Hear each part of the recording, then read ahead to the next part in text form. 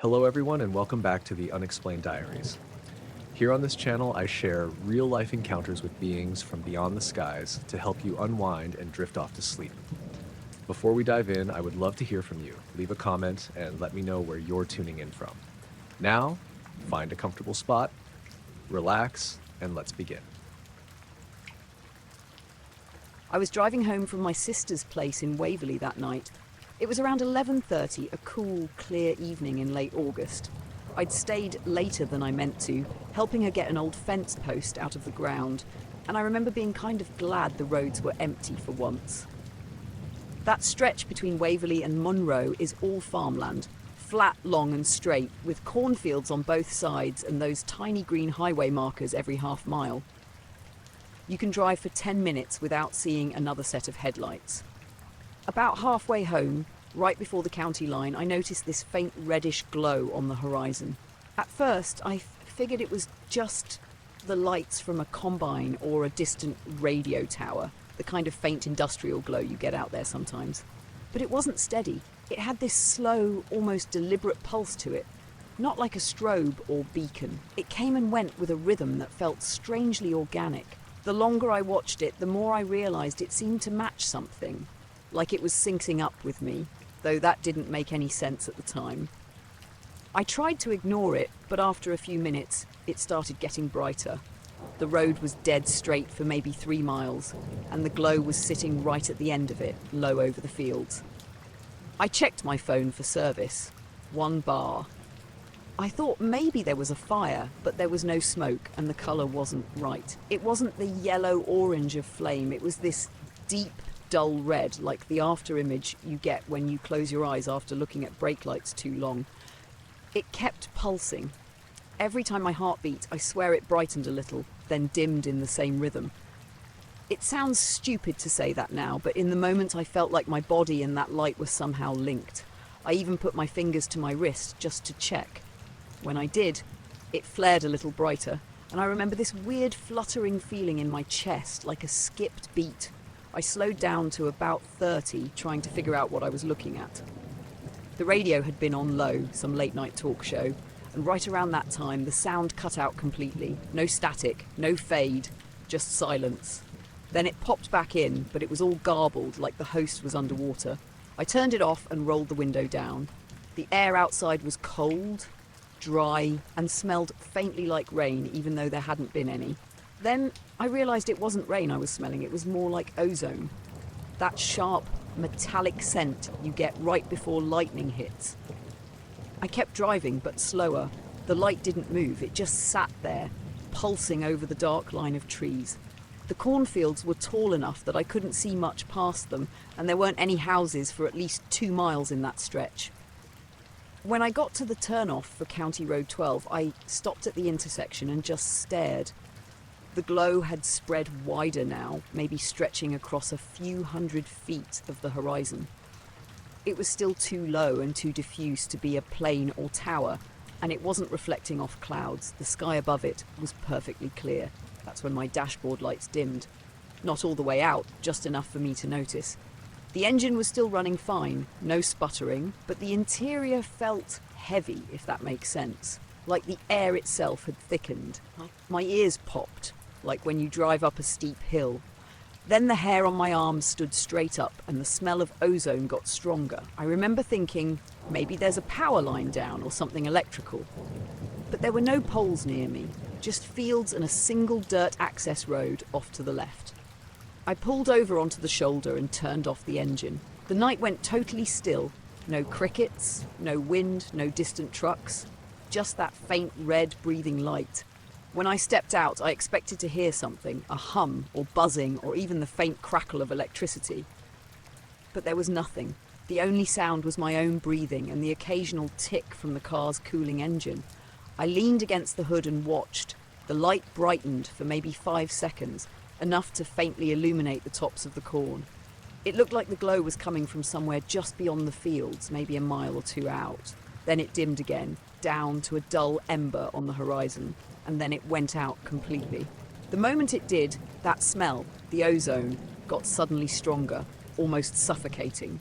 The air felt charged, and for a few seconds I could hear this faint crackling sound in my ears, like static from an old TV. Then, just as quickly, it stopped. The world snapped back to normal. Crickets started up again. A gust of wind came through the fields. My dashboard lights flicked back to full brightness when I got in the car. I sat there for a while, trying to decide whether to go look or keep driving. Curiosity lost to common sense. I turned the car around, but when I checked my phone again, the time was wrong. It said 12:54. I'd left my sister's at 10:30, and the drive home was barely 40 minutes. Somehow, nearly 2 hours had passed. I hadn't been sitting there that long, maybe 10 minutes tops. The next morning I went back. The air was clear, bright, no sign of anything. I pulled over at the same spot and walked a little way down the dirt access road. There were tyre tracks, but they were old. The corn looked untouched, no signs of fire or lights or anything strange. I stood there for a few minutes, half expecting to smell that ozone again, but all I got was the usual dusty smell of the fields. When I checked my phone, the time matched my watch perfectly. Later that week, I mentioned it to my brother-in-law, Mark, when I dropped off some tools. He laughed and said I probably saw someone's irrigation lights, but when I told him it was pulsing and how the radio cut out, he frowned and said, "You were on 132, right? Couple of folks out there swear they've seen weird stuff near that bend. Lights, usually red ones." He said it like it was local gossip, but the look on his face said otherwise. That night, I couldn't sleep, so I went out back with a beer and sat on the porch. The air was still, no wind, and the stars were clear as glass. Around midnight, I caught myself staring at the horizon again. Just habit, I guess. For a second, I thought I saw that same red pulse way out past the tree line, faint, distant, but when I blinked it was gone. I waited a while, but it didn't come back. A few nights later I drove that same road again, with just to see. Same time of night, clear sky. Everything was normal until I passed that same county line marker, the one with the bullet hole through the 0. Right after I passed it, the radio glitched again. Just for a second this time, a quick static pop, like a power surge. The smell of ozone came with it, faint but distinct. I rolled the window down, half hoping to catch another glimpse of that light. There was nothing. I didn't talk about it again after that. The car's fine, the phone's fine, and no one around here has mentioned seeing anything lately. But every time I drive that stretch, especially on clear nights, I catch myself glancing at the horizon, waiting for that dull red glow to pulse once, in rhythm with something I can't quite name.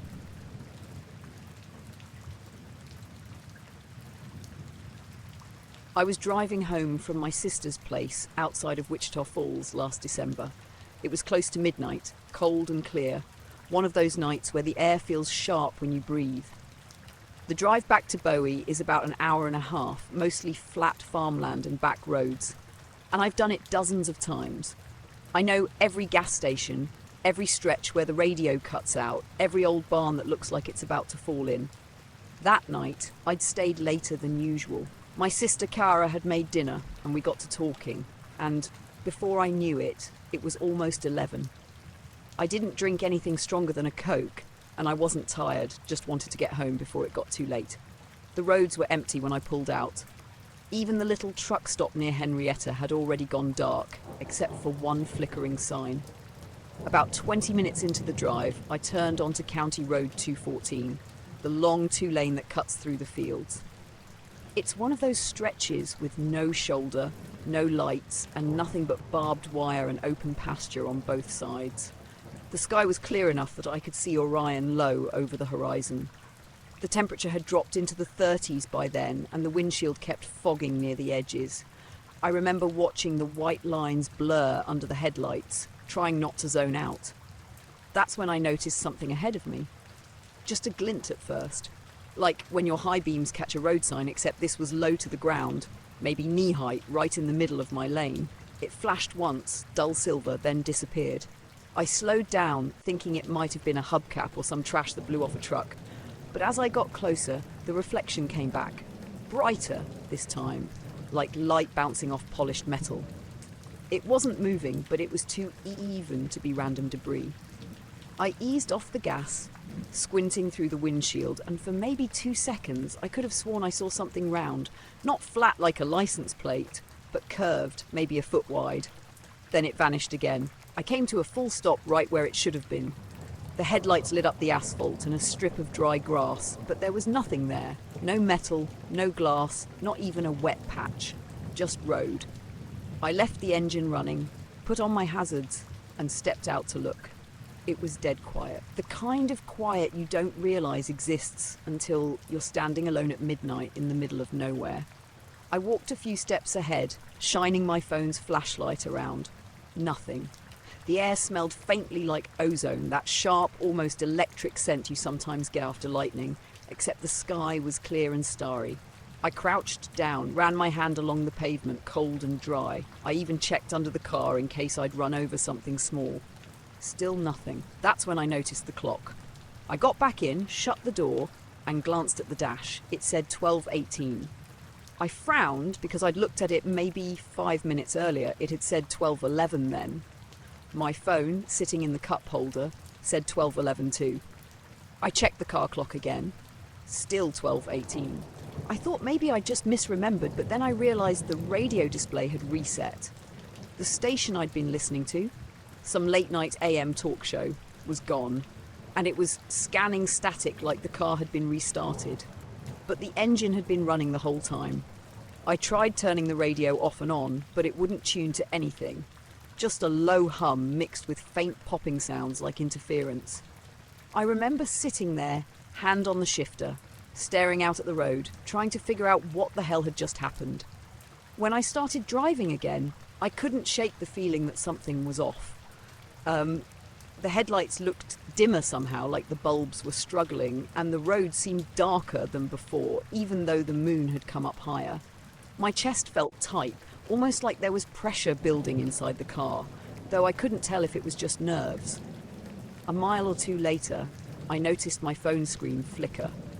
It was plugged into the charger, but the charging icon kept disappearing and reappearing. Then it froze completely. Screen on, unresponsive. I unplugged it, tapped the side, nothing. I left it on the seat and kept going. I hit the junction for Highway 82, where the farmland opens up into long stretches of grass and distant tree lines. That's when I saw another light. This time it wasn't a reflection, it was in the sky. At first I thought it was a plane, just a single white point moving low across the horizon. But then it stopped. Not like it turned or slowed down, it stopped, just hung there. I slowed the car again, pulled to the side and rolled down the window. The air outside was cold enough to sting. The light flickered once, like a pulse, then another, softer one. I remember counting the seconds between them, maybe 5 apart, and feeling this strange sync with my heartbeat. Every pulse seemed to come right as I felt mine. It made me dizzy, like watching a strobe in slow motion. Then, as quickly as it had appeared, the light dimmed and vanished. The second it did, my headlights brightened back to normal, and the radio cut back in mid-sentence like it had been paused. The host's voice was calm, reading some call-in story, but the signal was full of static bursts, almost like distant whispers underneath. I turned it down, gripped the wheel, and tried to focus on driving. The rest of the way home felt longer than usual. My phone unfroze somewhere around the county line, and the clock on it still said 12:43. My dash said 12:50. That difference stuck the whole way, exactly 7 minutes off. I tried resetting the car clock later, but every time I turned the ignition off and back on, it jumped forward again. When I got home, I parked in the driveway and sat there with the engine running for a minute. The smell of ozone was faintly in the air again, even though there was no wind and no clouds. I turned off the headlights, and for a split second, before everything went dark, I saw something faint out past the fence line. A shape, low and silver grey, like a piece of curved metal catching light from nowhere. Then it was gone. I got out and walked to the edge of the driveway, scanning the field. Nothing. My neighbour's cows were quiet, not even moving. The only sound was the ticking of my cooling engine. Inside, I plugged my phone in and checked the call log. Nothing strange there, no missed calls, no messages. But in the photo gallery, there was a single image at the top that I didn't remember taking. It was completely black, except for a faint grey blur near the centre, almost circular, maybe metallic. The timestamp said 12:18 a.m., exactly the time my car clock had jumped ahead. I deleted it right away, thinking maybe I'd pocketed the camera while checking the road. But when I looked at my hands, there was a light, silvery film on my fingertips, like residue from metal polish. I washed it off, but the smell, that faint ozone, lingered the rest of the night. The next morning I went out to check the car in daylight. No dents, no scratches, no sign of anything under the front bumper. The clock still read 7 minutes fast. I tried resetting it again, but the buttons didn't respond. The dealership fixed it later that week by replacing the fuse, though the mechanic said it was unusual corrosion on the contacts. I don't know what that reflection was or why the clock jumped ahead. It's been months, and I've driven that same road plenty since then. It's just empty farmland like always. But sometimes when I hit the same stretch near County Road 214, the radio will drop out for a second and my headlights will dim, just barely, like something's passing between me and whatever's out there.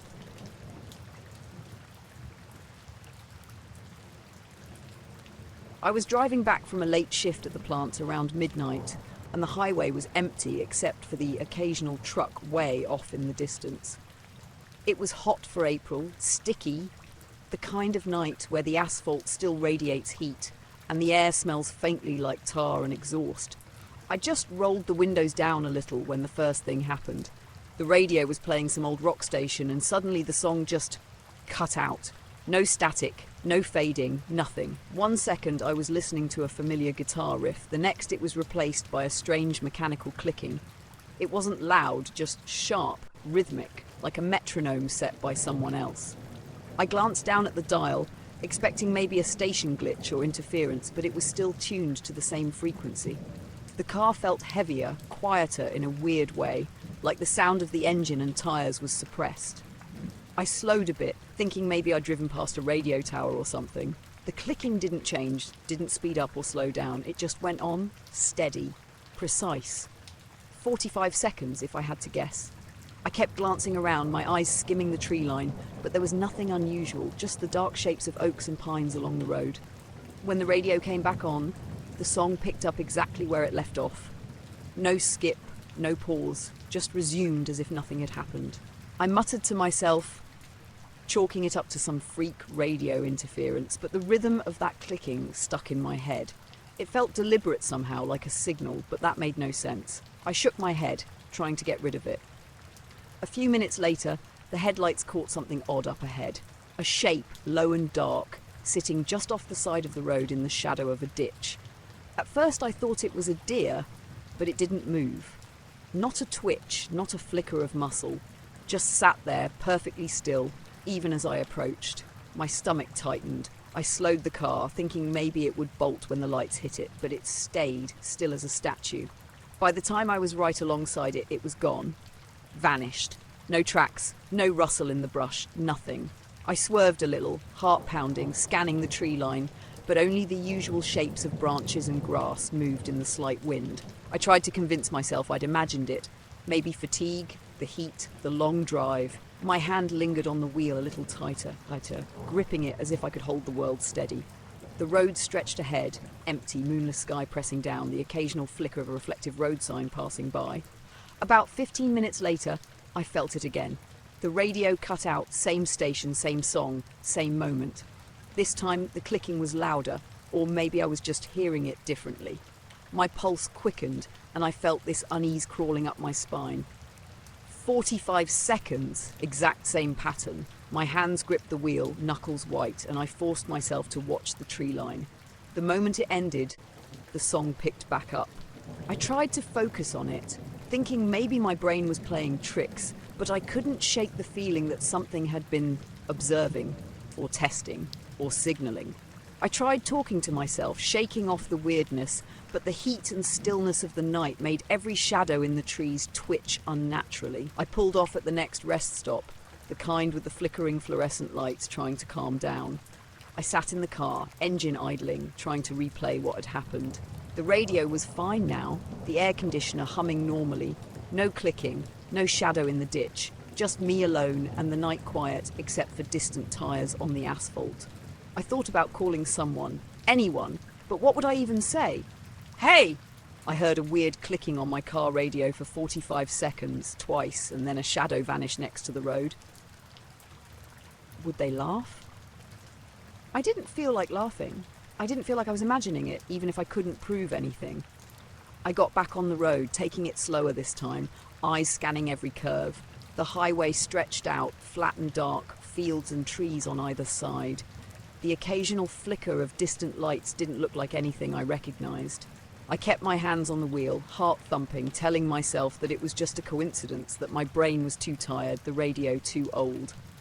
Somewhere near the county line, I noticed the air change. Not wind, not temperature exactly, but it felt heavier, thick, almost like static. The hairs on my arms prickled, and I caught myself glancing up, half expecting the sky to be different. That humming feeling was back, faint, underneath the regular sounds of the car. I checked the rear view, seeing only the empty highway behind me. By the time I got home, the night had started to lighten a little, the sky a greyish-blue haze instead of black. I parked the car, shut it off, and sat there a long time, trying to calm down. Everything seemed normal. Street lights, neighbours' houses, the usual distant barking of a dog. I went inside and checked the radio again. Perfectly fine. Nothing unusual. I made a pot of coffee, pacing around, trying to keep my mind occupied. My hands were still shaky hours later. I kept replaying the clicking, the shadow, the static heavy air. Nothing fit together neatly. The next day, I drove the same route during daylight. No clicking, no shadows, no airfield, just a normal highway, occasional trucks, the usual buzz of spring insects in the fields. I laughed at myself a little, muttering about fatigue, the heat, the long night, but I knew that wasn't the whole story. Weeks later, I still notice it sometimes, the way certain sounds feel a little off, the static in the air when it's still, the way shadows linger at the edge of my vision. I don't hear the clicking anymore, at least not yet, but I haven't driven that stretch of highway at night since. I don't know what it was. It wasn't a car issue, wasn't the radio, wasn't fatigue completely. And I'm not sure I want to find out, but I remember the pattern. 45 seconds, precise, mechanical, deliberate. The way the night seemed to stretch and press in around me while it was happening. I sometimes lie awake and hear nothing but the faint ticking in my memory, and I remember how alone I felt on that road, how completely unprepared I was for something that didn't make sense, something that I still don't understand.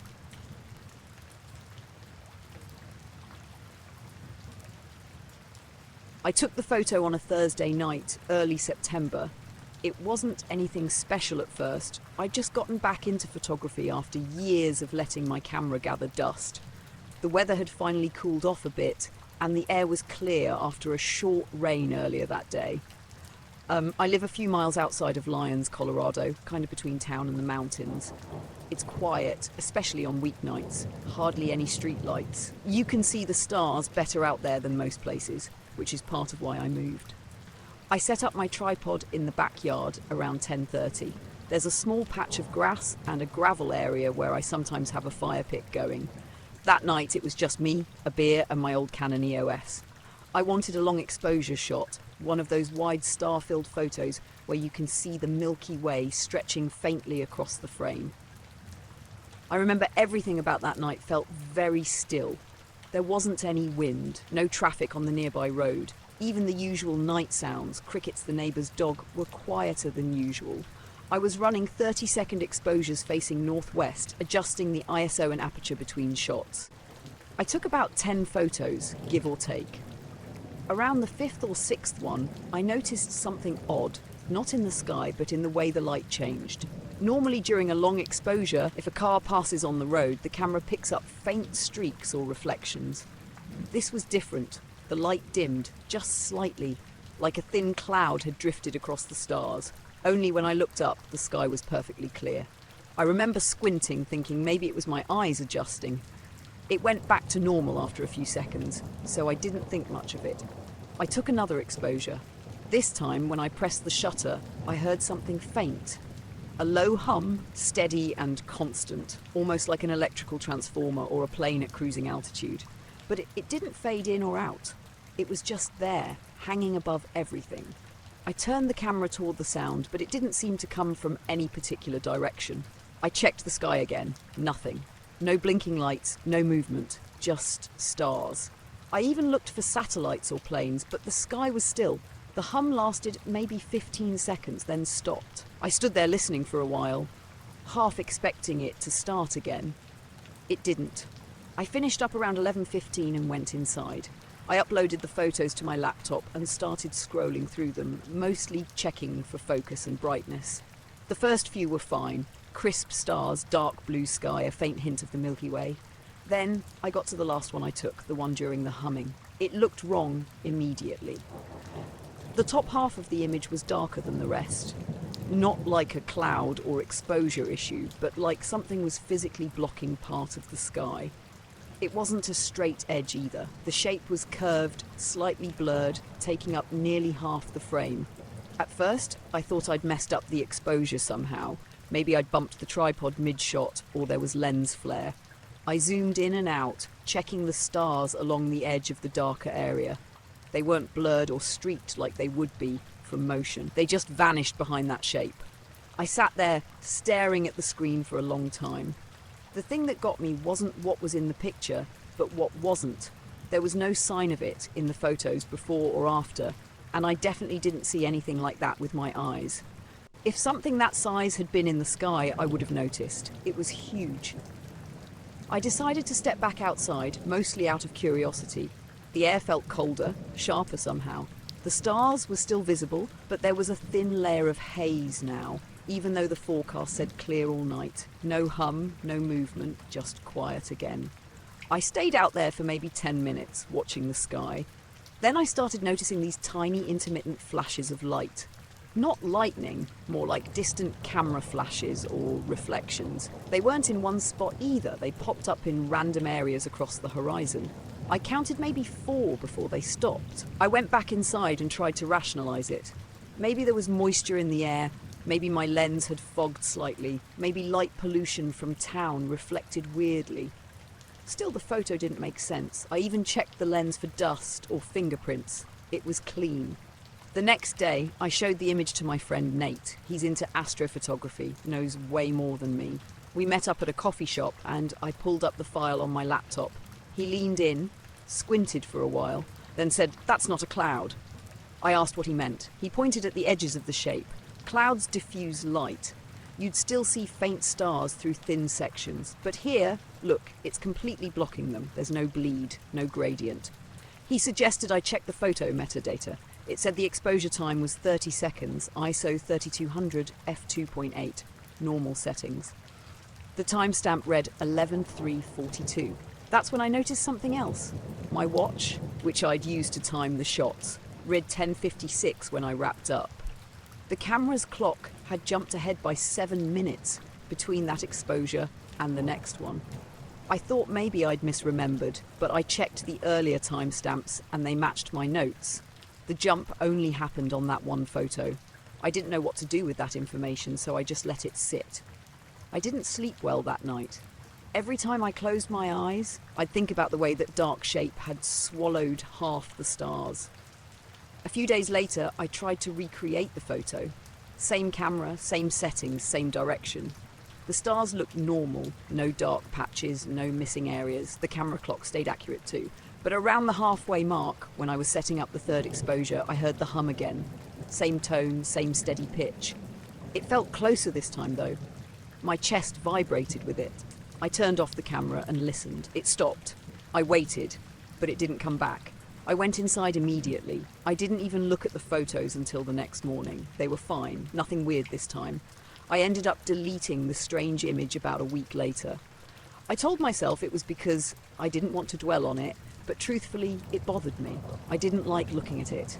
It felt heavy somehow. Like it wasn't just a bad shot, but something I wasn't supposed to have captured. Nate asked for a copy before I deleted it, but I said no. I kind of regret that now. It would have been nice to have someone else analyze it. But back then, I just wanted to move on. That was 3 years ago. The camera's still in my closet, and I haven't done night photography since. Every now and then, when the weather's clear and the stars are bright, I'll think about that missing patch of sky. Sometimes I'll go outside, look in the same direction, and wait. Once in a while, I swear I can hear the faintest hum. It was around 9:30 when I left the bar that night. Not late, but the streets were mostly empty since it was a Wednesday and the weather had turned cold fast. I live in a small town outside Missoula, the kind of place where you can walk home without seeing more than a car or two after dark.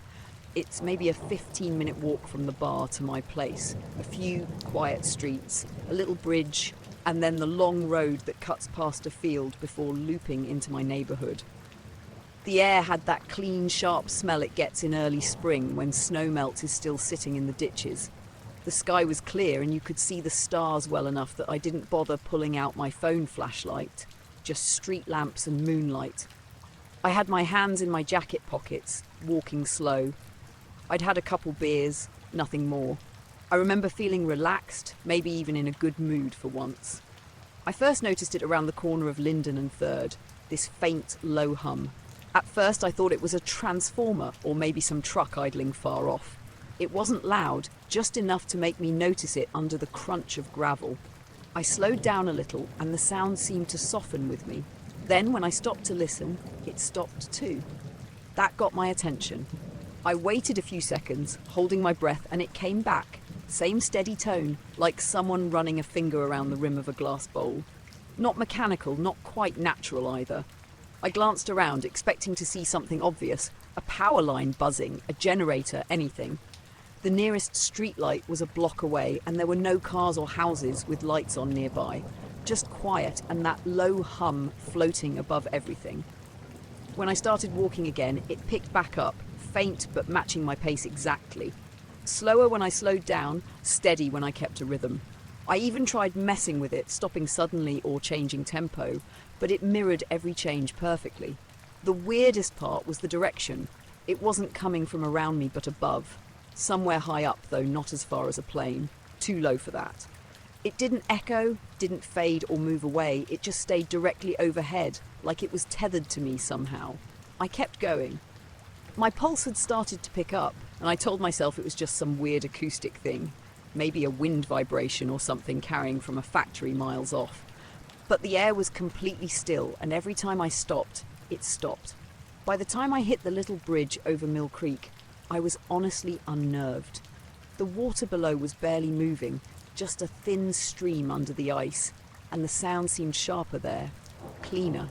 I leaned on the railing, looking up. The stars were bright, maybe too bright, like the sky had thinned out somehow. And then, for half a second, the humming wavered, like something shifted in pitch. Not much, just enough to make my ears pop slightly, and I thought I saw something move against the stars, a faint outline, a darker patch of sky that didn't quite match the rest. I blinked, and it was gone. When I walked on, the sound started again, exactly where it had left off. I picked up the pace without realizing it, and the hum grew faintly louder, pulsing a little in rhythm with my footsteps. My chest felt tight, like static was building inside it. I didn't want to look up anymore. The long stretch past the field was the worst. No lights out there, just flat land and a row of bare cottonwoods. That hum followed me the whole way, steady as my breathing. At one point, I thought I saw something flicker above the tree line. A shimmer, maybe like heat off asphalt. But it was 30 degrees out and I could see my breath. Halfway down, I pulled out my phone to record it. The second I unlocked the screen, the hum stopped. Dead silent. I stood there waiting, phone pointed up. Nothing. The mic picked up wind noise, but the air was still. I waited maybe a minute, started recording again. Still nothing. I put the phone away and took one step forward. The hum came back instantly. I froze.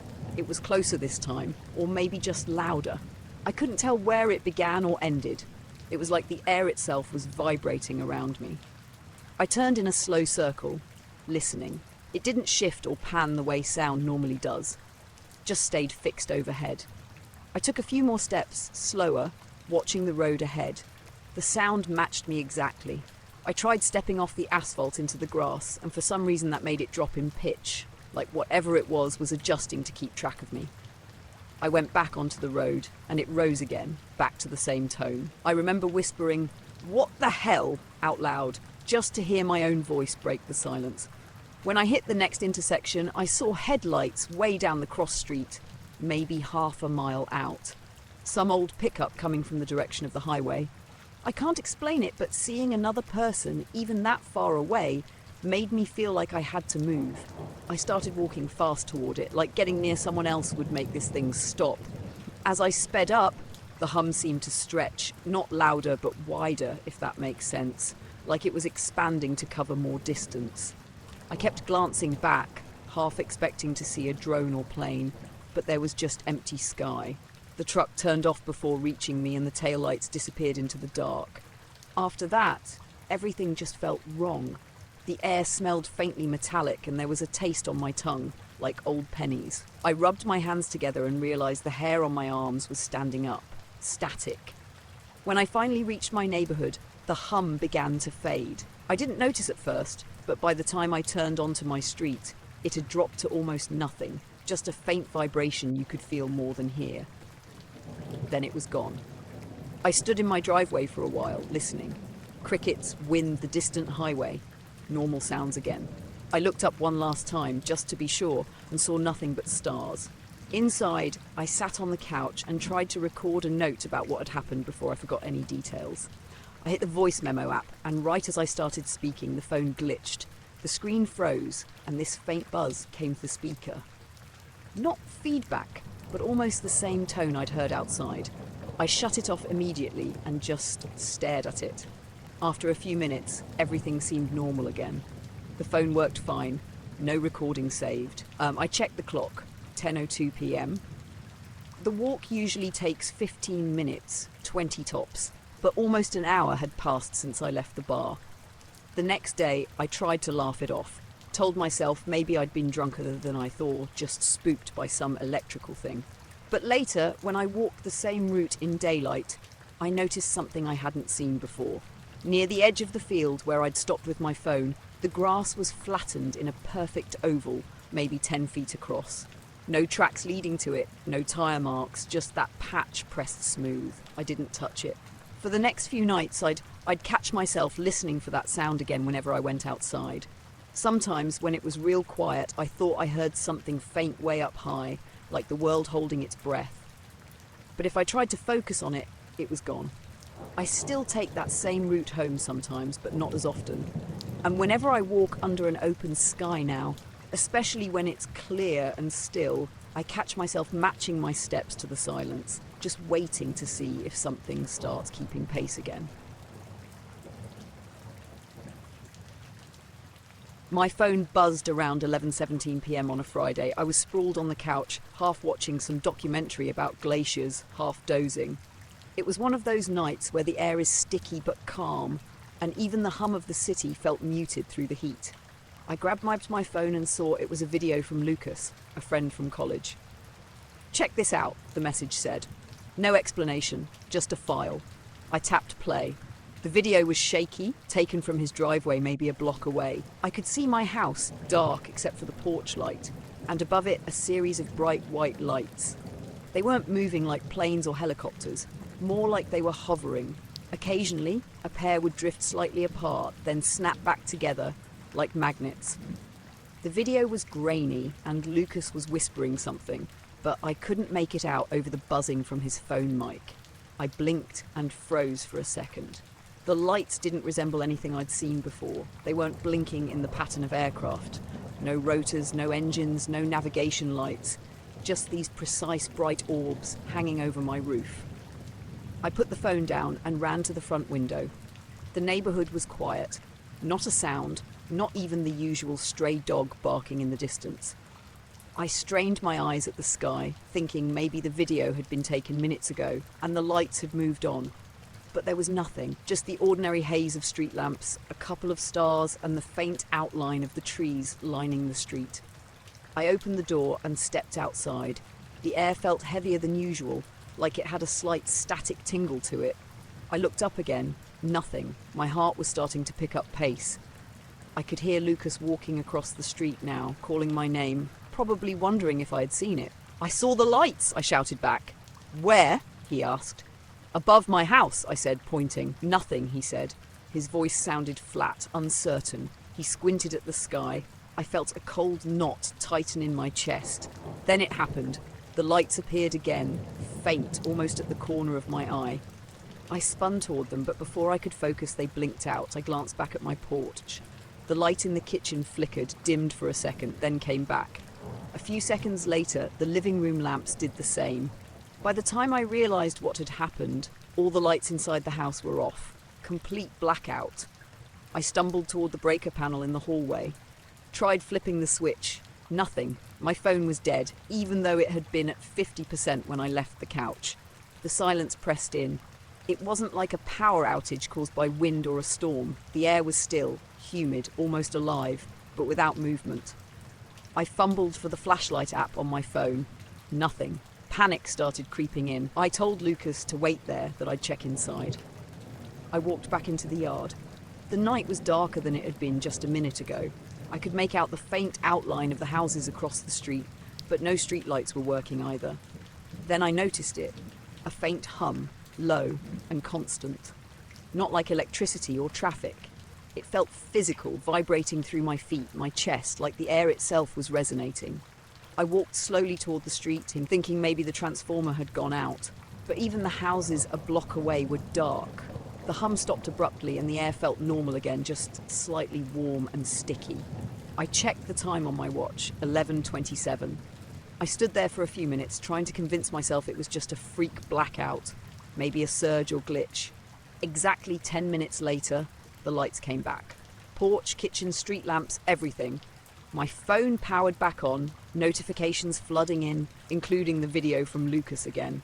I checked the house, everything working normally, nothing seemed disturbed. The clocks were synchronized, appliances running. I walked through every room, flipping switches, unplugging things. Nothing. I called Lucas. "You see anything?" I asked. "Nothing now, just quiet," he said. His voice was calm, but I could hear him shaking slightly. We agreed to go back outside. The night felt different, still hot and humid, but the air had this weight to it, like the calm after a storm, only no storm had come. Not a plane, not a helicopter, no stars moving differently. I thought maybe I imagined it. But the 10-minute blackout was real. That hum. The way the air seemed to tighten around my chest. I checked the video again. The lights were still there, floating above the roof in a pattern I couldn't replicate or explain. They weren't symmetrical, but they were precise, almost intentional.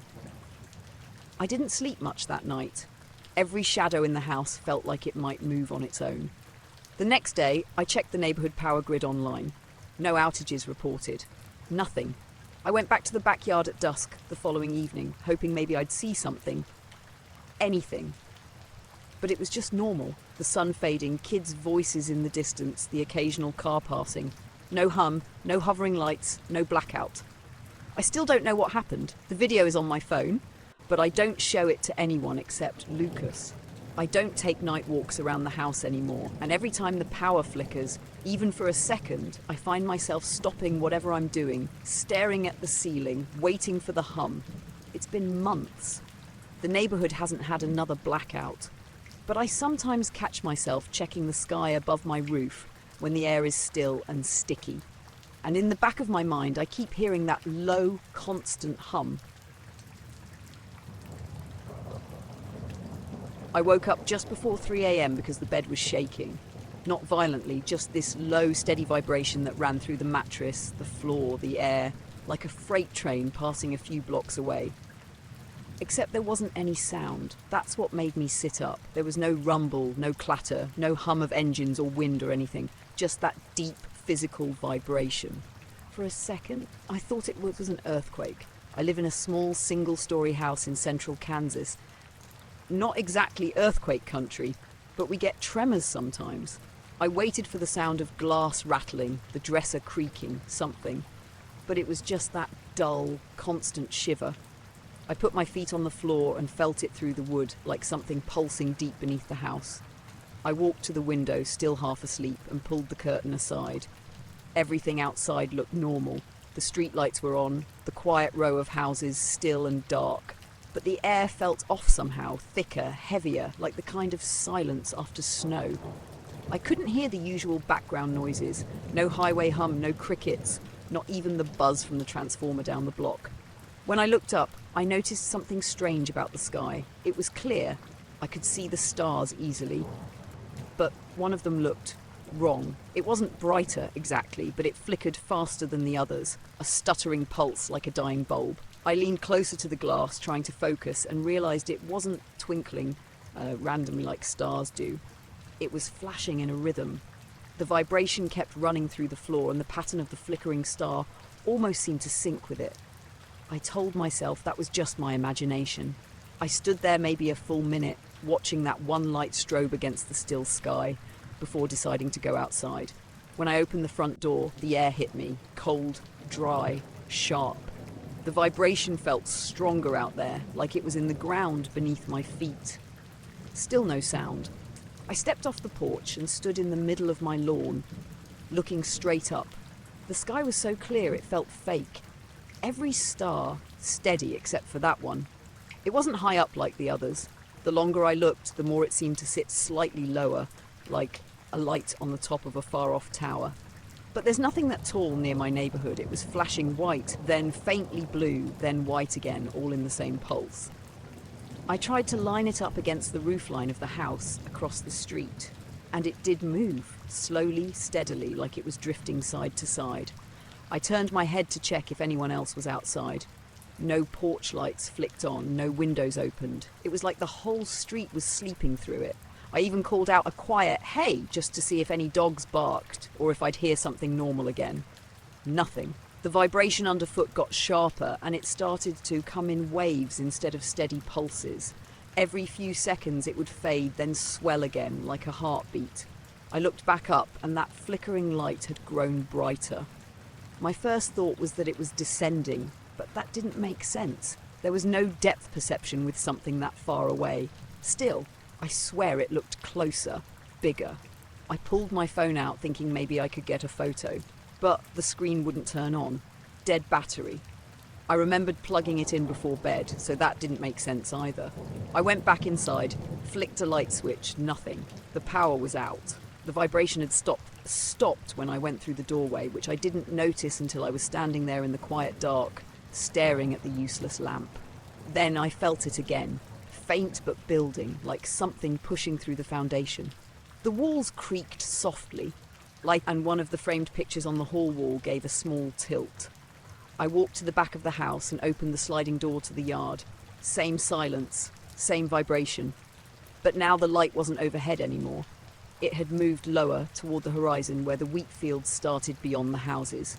It wasn't flickering as fast, more like it was breathing. Bright, then dim, then bright again. Something about that slow rhythm made me uneasy. It felt intentional.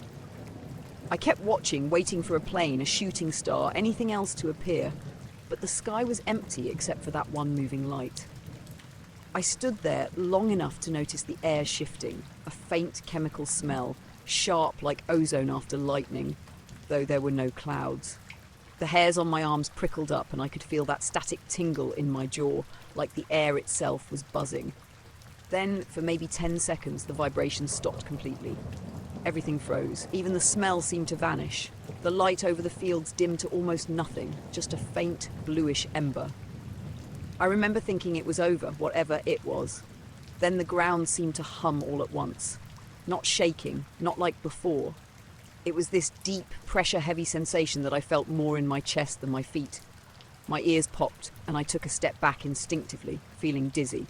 I blinked hard, and when my eyes adjusted, that light was suddenly higher in the sky again. It rose fast, too fast for anything I know. Straight up, no arc, no fade out. One moment it was low over the fields, the next it was a pinpoint between the stars. The whole thing lasted maybe 3 seconds. Then it was gone. I stood there with my mouth open, staring at empty sky. My first thought was some kind of experimental aircraft, but the way it moved didn't fit anything I'd seen before. It hadn't made a sound the entire time. When I went back inside, the clock on the stove was flashing 12, like the power had just come back on. I looked at my phone again. It turned on this time, showing 3:58 a.m. My charger was still plugged in. The battery was full. I didn't sleep after that. I sat in the kitchen with the lights off, staring through the window toward the direction of the fields. Nothing else happened. No more vibrations, no lights. Just the normal quiet hum of the refrigerator and the distant sound of wind starting to move through the trees again. The next morning, I went outside with my coffee and looked toward the fields in daylight. Everything looked normal. Just rows of wheat swaying in the breeze, the water tower beyond them. No marks, no equipment, no signs anyone had been there. I thought about asking around, but how do you even bring that up? Hey, did anyone feel the ground shaking last night, but without a sound? People would just nod politely and change the subject. That night I went out again around the same time, just to see. The sky was overcast, no stars visible, the air was calm, no vibration, no humming. But I couldn't shake that feeling that something had been moving up there, deliberate and aware. I didn't see that flickering star again. But every now and then when I wake up in the middle of the night, I wait. Not for a sound, but for that silent vibration to start up again, running through the house like a signal meant only for me.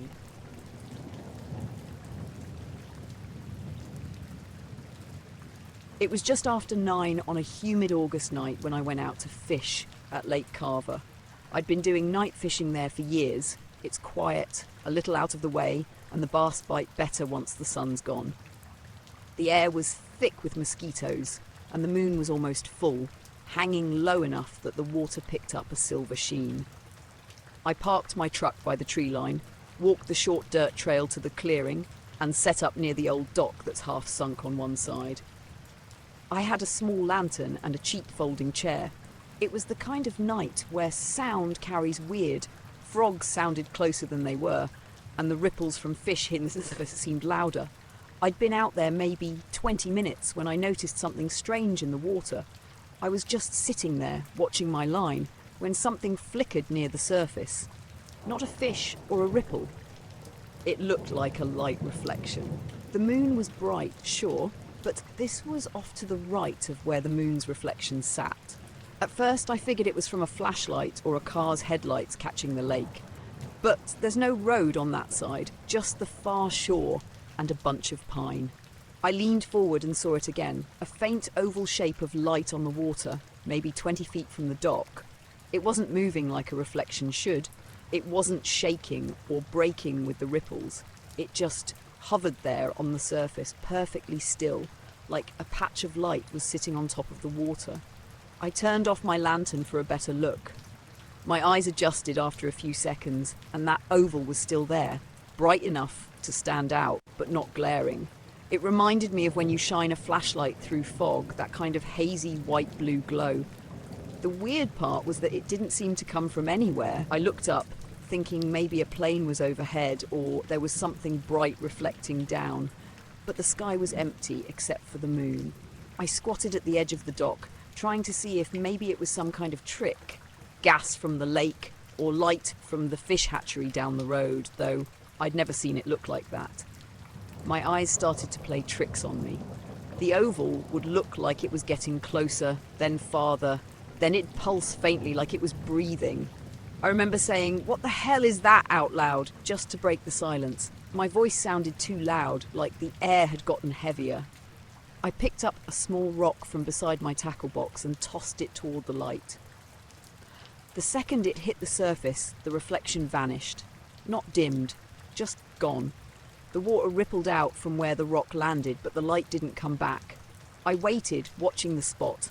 The lake was calm again within a few seconds. I figured maybe it was something floating that I couldn't see clearly, like a piece of glass or plastic. So I turned my lantern back on and scanned the wall, but there was nothing there, just dark ripples and my own reflection. I should have left right then, but I didn't. I stayed another hour, maybe out of stubbornness or just wanting to prove it was nothing. Every few minutes I'd glance at the water, expecting to see that second reflection again. Around 10:30, the air changed. The wind died completely. Not even the trees behind me were moving. I noticed the usual night sounds had gone too. No frogs, no insects, just silence. That same kind of heavy silence where you can hear your own breathing. Then I heard it. this faint, high-pitched hum. It didn't sound like a bug or a motor, more like metal vibrating somewhere in the distance. I stood up, scanning the lake. The sound seemed to come from the middle, low but steady. The surface started to shimmer a bit, like the air above it was hotter than it should be. And then the oval light came back. Same place as before, only this time it was brighter. Bright enough to light up the ripples around it. It wasn't reflecting off the surface anymore, it was in the water. Like something under there was glowing but not moving. I grabbed my flashlight and shone it toward it, but the beam just scattered like it hit fog. I turned it off again and just watched. The hum got louder, not painfully loud, but enough to feel it in my chest. It rose and fell in waves, almost like it was cycling through different tones. The oval shape began to shift, stretching longer, then snapping back to a circle. It was slow, like breathing again. The weird part was how controlled it looked. Not random, not natural. It was doing something. I took a step back on the dock, my boots creaking on the old wood. That's when I noticed the water near the shore had gone perfectly still. Even when I moved, the reflection of the moon didn't ripple. It was like the lake had turned into glass. I remember checking the time on my phone, 10:41. I thought about recording, but the screen froze on the clock. None of the buttons worked. I pressed the power button and it just stayed lit, showing that same time. When I looked up again, the light in the water had split. There were now two ovals, side by side, both pulsing in sync with that low hum. I couldn't see anything connecting them, but it almost looked like they were facing each other, mirroring movements. The sound kept building, steady but layered, like multiple tones stacked on top of each other. Then both lights blinked out at once, not faded, gone. The hum cut off too. Everything went black except for the moon and my lantern. I stood there frozen for a while, listening. Eventually the frogs started up again, one at a time. A breeze came off the lake. My phone screen finally went dark on its own. When I checked it again, it said 11:03. I could have sworn only a couple minutes had passed. I packed up slow, glancing back at the water every few seconds. Nothing else happened.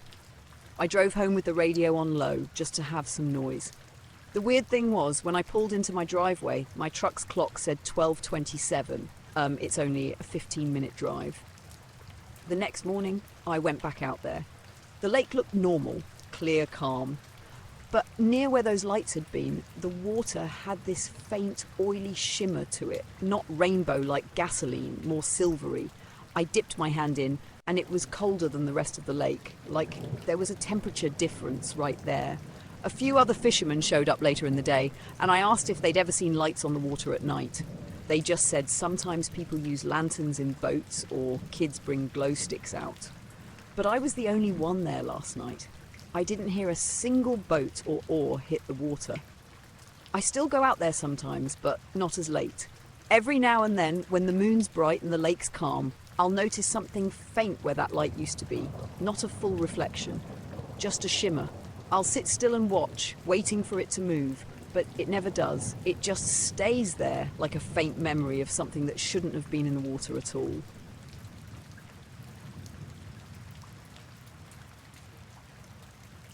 It happened in late February, about 4 years ago. My friend Alex and I had gone out to this big open field off Route 23, near the foothills outside Boone, North Carolina. He'd just gotten a new telescope for his birthday, a nice mid-range Celestron with a phone mount, and wanted to test it out where there wasn't so much light pollution. It was around 8:30 at night, cold enough that our breath came out in clouds, and the air had that kind of quiet where you can hear the hum of distant cars even though they're miles away. The sky was perfectly clear. One of those winter nights where everything feels sharp. We parked at the edge of the gravel turnout, carried the gear maybe 50 yards into the field, and set up near an old fence line. Alex was messing with the tripod, trying to get the alignment right. I wasn't much help, just standing there, hands jammed in my jacket pockets, looking up. About 20 minutes in, we both noticed what looked like a plane coming in from the south. It had that steady white light in front, with a couple of red ones blinking on the wings. I pointed it out first, said something like, "Guess Charlotte's flight path must cut over this way." It looked totally normal. maybe 5,000 or 6,000 feet up, moving at the usual speed. We watched it for a bit, just because there wasn't much else to look at yet. It was flying in a straight line, steady and level. Then, right before it got to the point overhead, it did something I still can't explain. Without slowing down, without banking or curving, the thing just tilted upward like it hinged at the middle and started climbing straight toward the sky. Not an arc, not a gentle angle, straight up. Alex laughed at first, said, "What the hell kind of maneuver is that?" We both waited for it to level out again, like maybe it was turning or climbing. But it didn't. It just kept going up, the same speed, until the lights got smaller and smaller. It wasn't the way a plane climbs. There was no gradual pitch, no loss of speed, no shift in direction. It was as if gravity stopped applying to it. Within maybe 15 seconds, it was a tiny dot, then gone. We stood there silent for a bit. Alex lowered the telescope, still staring. I said, "Could have been a trick of perspective." Even though I didn't believe it, he said, "Yeah, maybe." But his voice didn't sound convinced either. A few seconds later, we heard this faint rumble, delayed, like it came after the object was already out of sight. It wasn't thunder or a jet sound, it was deeper, more even, like a low-frequency vibration. It lasted maybe 5 seconds, then faded out. After that, the air felt different, hard to describe, not colder exactly, but heavier. Static, maybe. The hair on my arms stood up. Alex must have felt it too, because he rubbed his forearm and said, "You feel that?" We stayed out there, trying to see if it'd come back. But the sky was just normal again. Stars, satellites, an occasional distant plane. We didn't talk much for a while. Alex spotted something moving again. A light low on the horizon, coming in from the north this time. He thought it was another plane. It was steady for maybe 30 seconds, moving laterally, but then it just stopped. Completely stopped. It hung there in the air, a faint white light, not blinking. We both looked through the telescope, but it was too far to make out a shape, just a solid, stationary glow. Alex tried focusing it better, but the image wouldn't stabilize. Every time he adjusted, the light blurred or warped like heat distortion. He stepped back and said, "It's not holding still in the scope, it's shaking." I looked through myself, and sure enough, even though the thing wasn't moving in the sky, the image through the lens vibrated just slightly, like something was pulsing behind it. A few moments later, it blinked out. Not dimmed or drifted, blinked out instantly like a switch flipped. That was enough for both of us. We packed up in a hurry, not saying much, just trying to get everything back into the truck. As we were loading the last bag, Alex froze and said, "Do you hear that?" I stopped and listened. There was this faint buzzing sound coming from somewhere above us. Not loud, just on the edge of hearing. It wasn't like an insect or electrical hum. It had a rhythm to it, like a mechanical pulse, but too soft to place. We both craned our necks, looking up, but the sky was empty. The stars were bright and still. No lights, no motion, just that sound, hovering. It faded after maybe 10 seconds. Then everything went dead silent again.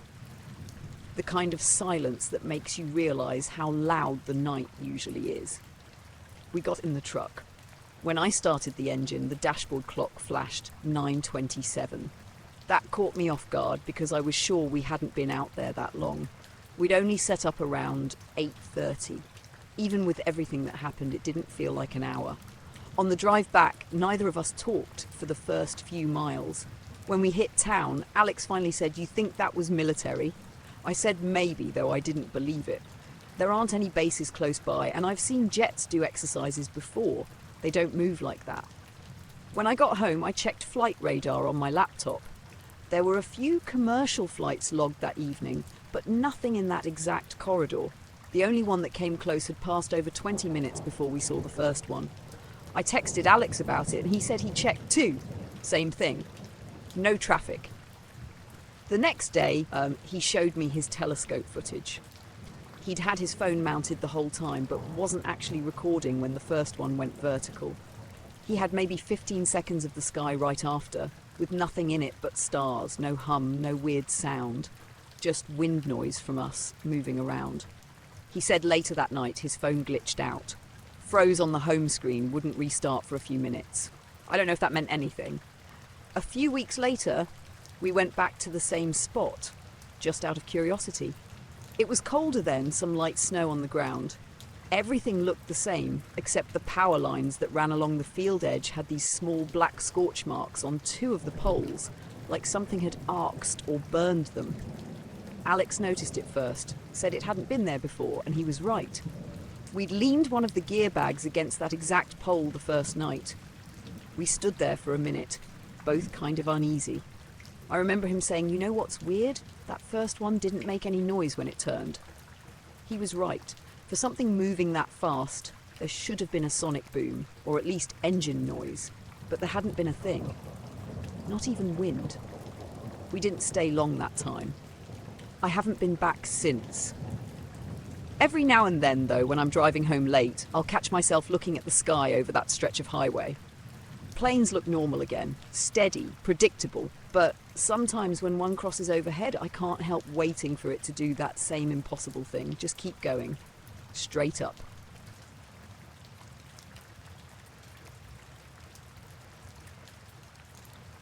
It happened last spring, driving from Reading up to Klamath Falls. I was heading back home after spending a long weekend visiting my cousin. It was close to midnight, the weather clear but cool, and the two-lane highway was completely empty. Just trees, the faint smell of pine, and that endless hum of tyres on asphalt. I remember feeling a little spaced out from the drive. Not tired exactly, but zoned in that way long stretches of road can make you. My phone had no service for at least an hour, and the only radio station I could pick up was some faint country station that faded in and out. Around Tula Lake, I started noticing a pair of red lights up ahead. They were low, steady, and far enough apart that I figured it was the tail lights of a truck, maybe half a mile in front of me. They were moving at a decent clip, not fast enough that I couldn't catch up eventually, but faster than your average farm vehicle.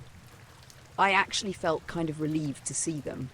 When you're alone on a stretch of highway like that, even the sight of another car can make you feel less isolated. I remember glancing at my dashboard clock, 12:18 a.m., and thinking I'd just follow the truck until the Oregon line. But after a few minutes, something about the lights started bothering me. For one thing, they didn't blink or reflect like taillights usually do when the road curves.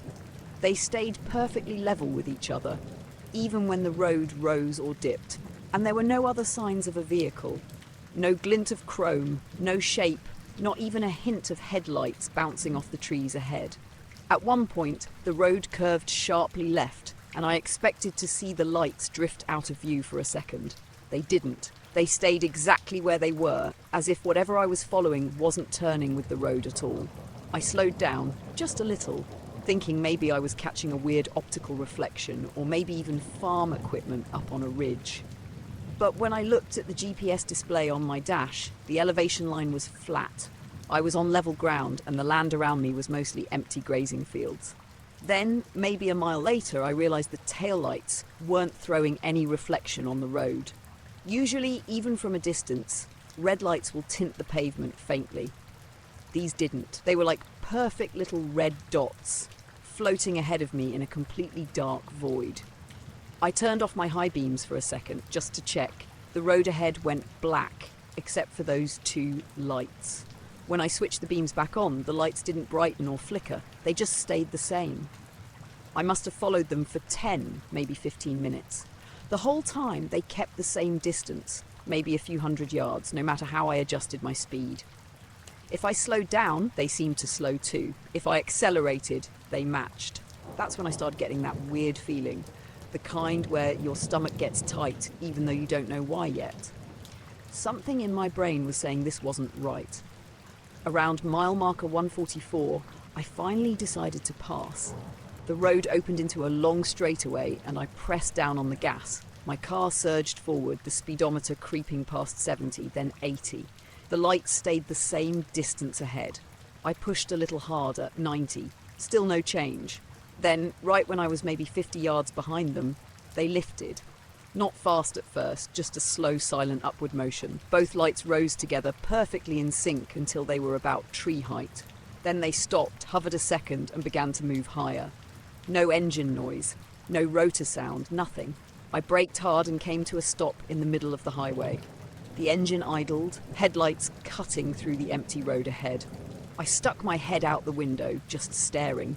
The lights climbed higher, steady and unbroken, until they vanished into a thin layer of cloud cover. I don't know how long I sat there. Maybe 30 seconds, maybe a full minute. I remember the crickets had stopped. The night felt so quiet it almost rang in my ears. Then the engines sputtered. Not off, just hesitated. The lights on the dashboard flickered once. I thought maybe I'd flooded it or hit a bad patch of road, but the RPM steadied again. I looked back up. Nothing in the sky, just stars.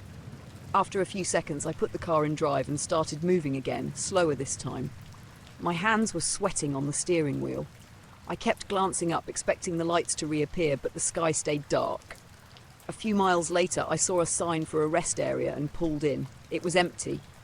One of those small lots with a single restroom building and a couple vending machines. I parked under the sodium light and just sat there, trying to make sense of it. That's when I realised my phone, which had been dead for service the whole time, was suddenly lit up. 2 bars. I checked the time, 12:46 a.m. I blinked because that didn't make sense. The clock on my dashboard said 12:27. I thought maybe I'd misread it earlier, but when I checked again, it still said 12:27. The digital clock on my phone said 12:46, 19 minutes apart. I didn't think much about it right then. I figured my car clock was off. But when I got home the next morning, I compared it to my kitchen clock and my phone again. The car clock was accurate. That meant somewhere between seeing those lights and pulling into that rest stop, I'd lost almost 20 minutes. I tried replaying it in my head later. How far I'd driven, how long I'd followed the lights. It didn't add up, even accounting for how slow I went after stopping. I couldn't make the timeline work. A few days later, when I told Alex, my cousin, about it, he suggested it might have been a drone or some weird agricultural thing. Maybe even headlights from a plane on approach. But there's nothing out there. No runway, no towers, no farms big enough to need drones that size. And whatever it was completely silent. The more I think about it, the more little details stand out, like how the air smelled faintly metallic after they vanished, like ozone almost. Or how when I finally pulled back onto the highway, the static on my radio had changed tone. It wasn't white noise anymore. It pulsed faintly like a slow heartbeat until I passed the next intersection 15 miles later. Then it went back to normal. I went through that stretch again last month during the day. It looked so ordinary I almost laughed. Just flat fields and a few trees in the distance, with a line of old fence posts running parallel to the road. I stopped briefly at the same turnout, half expecting to feel something, I don't know, some sense of recognition or unease. But it was quiet, completely normal. Still, every time I drive that way now, I find myself looking too far ahead on the road, scanning for those 2 red points of light. It's strange how something that simple can stick with you. Not the lights themselves, but that moment when they rose, the way they moved. Perfectly still, perfectly silent, as if the rules of everything you know about motion didn't apply, like they were never taillights at all. I was lying on the hood of my car, parked on the shoulder of the highway that cuts through the Nebraska plains, staring up at the sky. It was one of those nights where the air is clear and crisp, the kind that makes all the stars look ridiculously close. I'd driven out there just to get away from city lights, maybe take a few long exposure shots, maybe just watch the stars.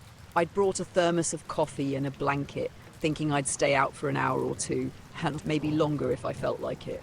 I saw it first as a streak of light, a normal shooting star. I caught it out of the corner of my eye, then tilted my head and followed it across the sky. That's when things got weird. The streak didn't continue. It stopped, just froze midair, hanging there like someone had paused a movie. My brain was slow to catch up, because that's impossible, right? Shooting stars don't just freeze. I blinked, rubbed my eyes, looked again. It was still there, motionless and brighter now, sharper than any star around it. I could see the faintest shimmer, almost like it had edges, not just a point of light. I leaned back against the car, trying to figure out if my eyes were tricking me. But the longer I stared, the more everything else, the Milky Way, Orion, the Big Dipper, seemed normal. Only that streak, frozen in place, refused to move. I took a sip of coffee, trying to calm my racing thoughts. Maybe it was a satellite? No, satellites move slowly across the sky. They don't appear out of nowhere, streak like a meteor, then freeze. My rational side tried to file it under astronomical glitch, but that didn't feel right. Not at all. After maybe 20 seconds of just staring, I noticed something else. The light flickered ever so slightly, like it was breathing. The flicker wasn't consistent with twinkling stars. It was deliberate, almost rhythmic. My stomach tightened. I wanted to look away, but I couldn't. It was mesmerizing, unsettling. Then the air around me changed. It wasn't temperature exactly, it was more like density. My hair stood up, a prickling sensation along my arms. I noticed the grass along the shoulder seemed unnaturally still. No breeze, no movement. Even the sound of my own breathing felt sharper, louder than usual. I tried talking to myself. "It's a plane," I muttered. "Maybe a flare, maybe..." But the words sounded hollow. Nothing fit, and I was conscious of the silence. Out there, in that flat stretch of highway, the night was usually alive with crickets, far-off dogs, maybe the occasional car. Now, nothing. I reached for my camera, but my hands were shaking. The streak was still frozen, and I swear it seemed bigger now, closer than it should have been. The edges looked strange, not geometric, but defined, almost unnaturally smooth. My pulse picked up.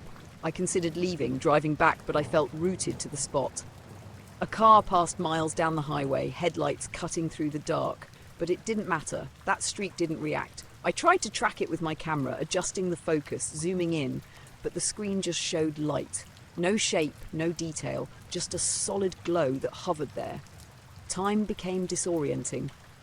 I didn't have a watch out, but it felt like at least a minute had passed. The light was still there, completely still. I remember checking the horizon, thinking maybe my eyes were playing tricks. The stars were fine, everything else moved naturally, satellites, shooting stars, but this one spot defied logic. I finally exhaled and decided to start walking back toward my car, thinking if I moved, maybe it would vanish. I took a few steps, turned, and it was still there. It wasn't getting closer, wasn't changing size, just hanging in the sky. Then I heard something faint, a low, vibrating hum. It wasn't loud, not mechanical, just there. I froze. The hairs on my arms and neck stood on end again. The hum didn't seem to have a source, it filled the space around me evenly. My heart was pounding. I debated running. I wanted to run, but I couldn't take my eyes off it. Every instinct screamed that I was being watched, but nothing moved in the darkness around the shoulder. No trees, no bushes, just prairie. The streak finally disappeared. Just gone.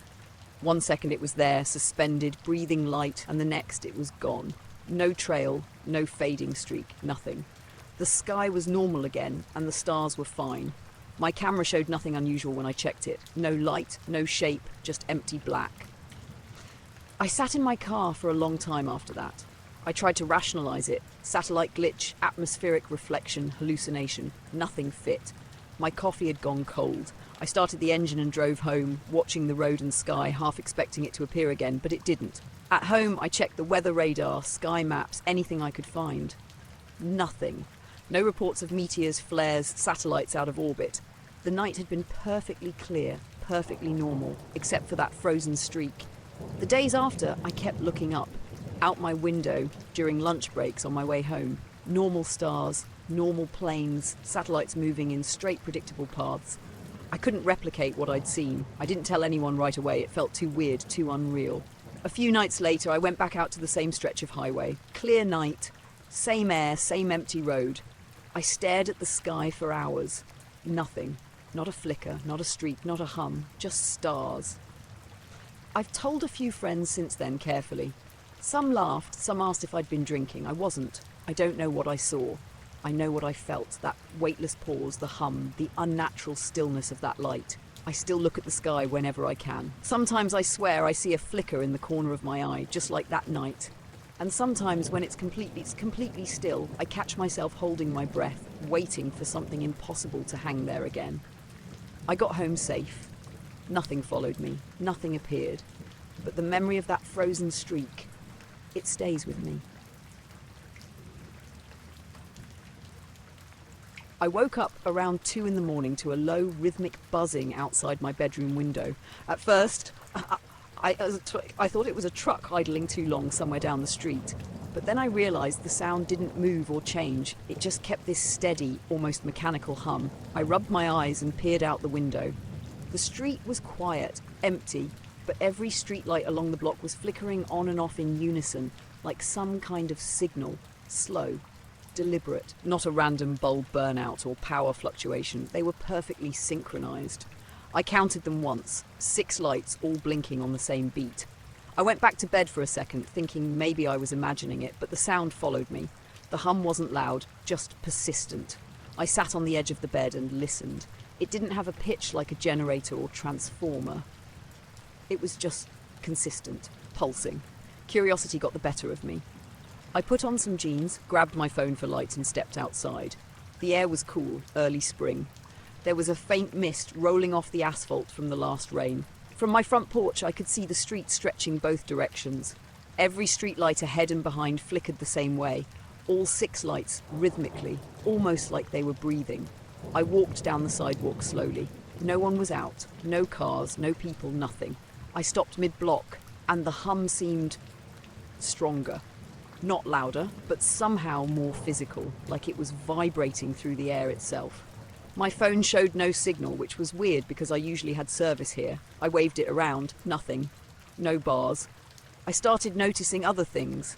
The shadows from the lights weren't consistent. Trees, mailboxes, parked cars, all their shadows pulsed slightly as the lights blinked.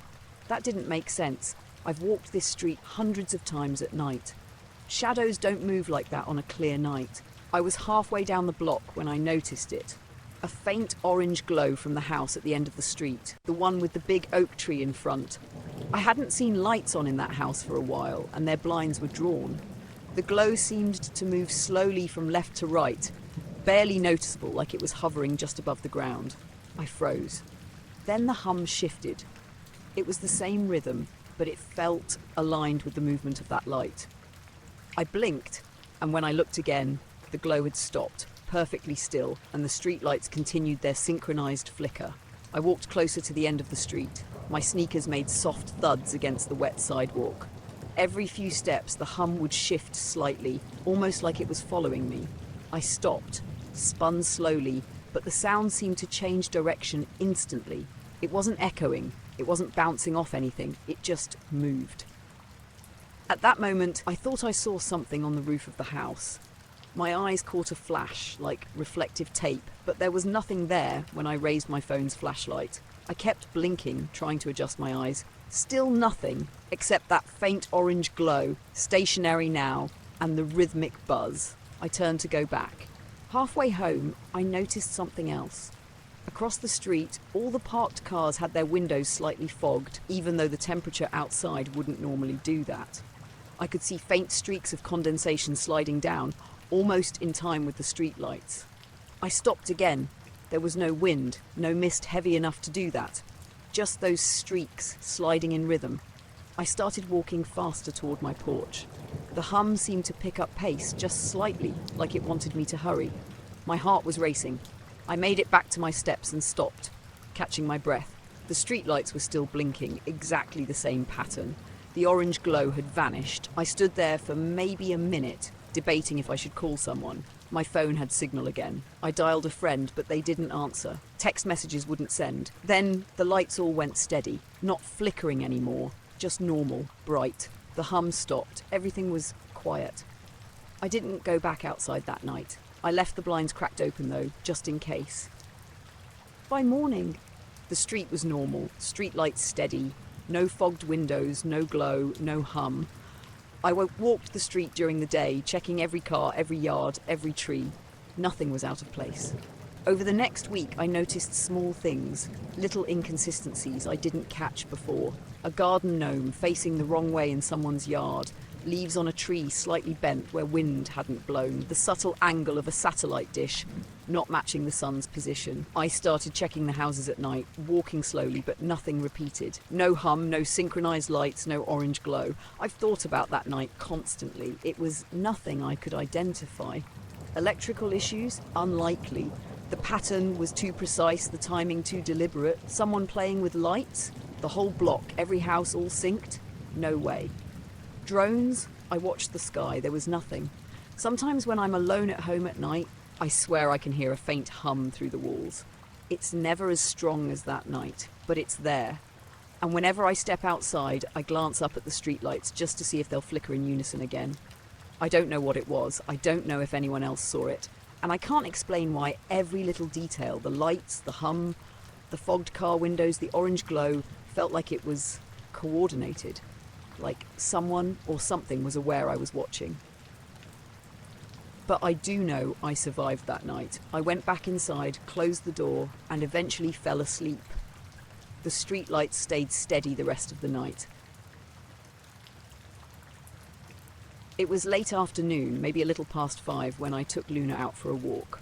The sun was low enough to throw those long, stretched-out shadows across the street, the kind that make everything look sharper, quieter. It was early spring in Kent, Ohio. Cool, breezy, the kind of weather where the air still smells like thawed dirt and last year's leaves. I always took Luna around the same route, down Cherry Lane, past the old elementary school, and then looped back through the woods behind the soccer field. That day, it was just us. Barely any cars, no kids on bikes, no one mowing their lawns yet. Just the sound of Luna's leash jangling and her paws tapping on the pavement. She was a husky mix, so she had that way of trotting like she was leading a sled team somewhere. I didn't notice anything strange at first.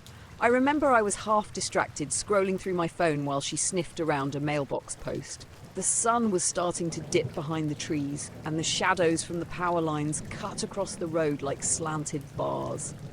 I looked up, and that's when I noticed it, or at least when something didn't look right.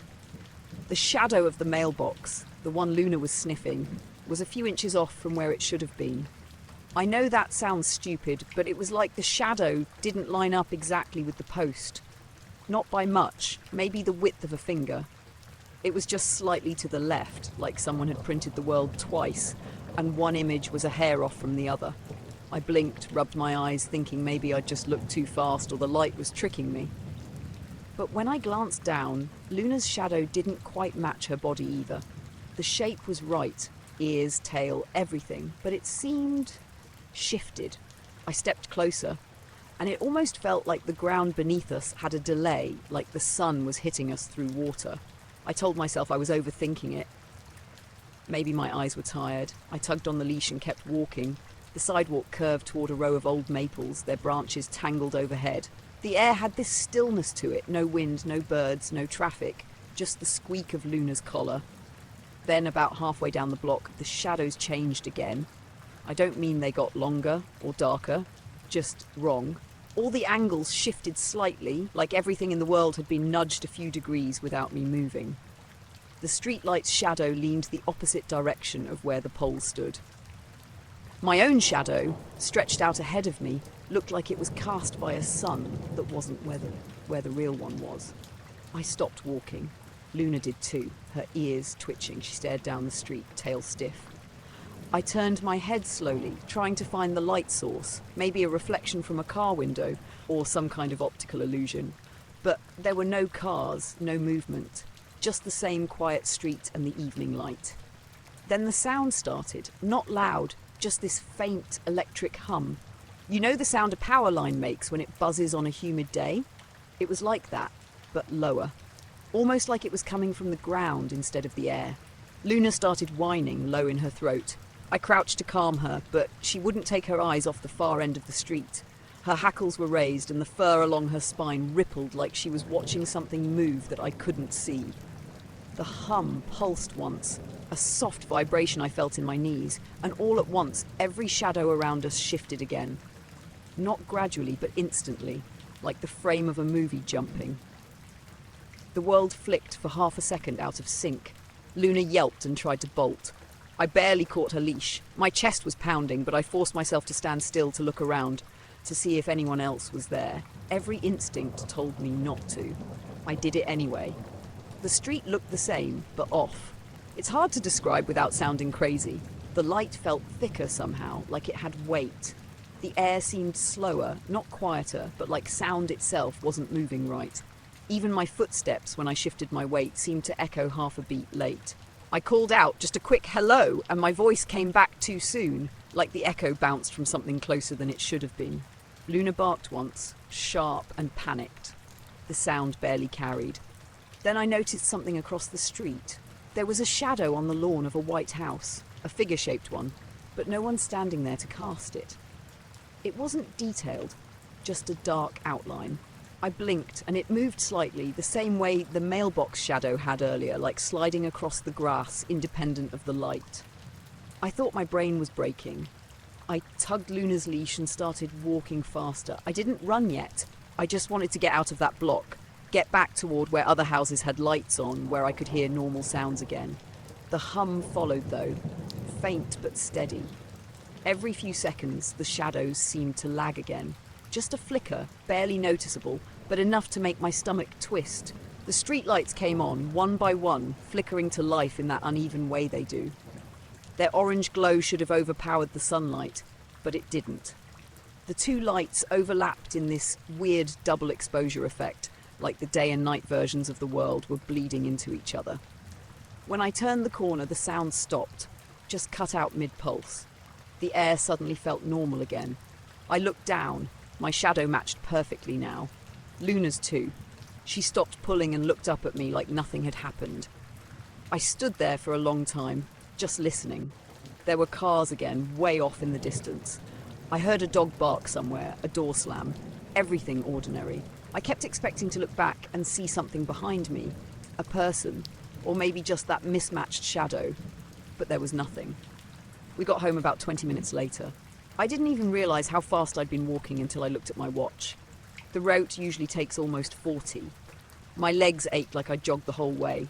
Inside, Luna drank half her water bowl and passed out on the rug. I sat at the kitchen table trying to convince myself it was some optical thing, glare, fatigue, whatever. But then I noticed the time on the microwave didn't match the one on my phone. It was off by 6 minutes. I hadn't reset it since the power outage the week before. The microwave clock was always right. I didn't make a big deal out of it. I didn't tell anyone. I figured maybe my phone had glitched. Still, that night, I woke up around 2 to go to the bathroom, and when I walked past the living room window, I saw the streetlight outside flicker, just once. For a split second, the light cut out completely, and the shadows outside seemed to freeze in place. Too still, too sharp. Then everything went back to normal. The next morning, I went out early with Luna. Same route, full daylight, nothing strange. The shadows lined up perfectly. The hum was gone. Everything felt ordinary again. I still walk her every evening, but I avoid that block now. I cut through the park instead. Sometimes, though, right as the sun's going down, I'll catch a glimpse of our shadows on the pavement.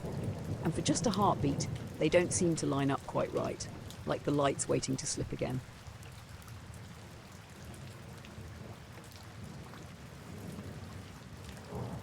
I got to Clearwater Lake just as the sun was dipping behind the pines.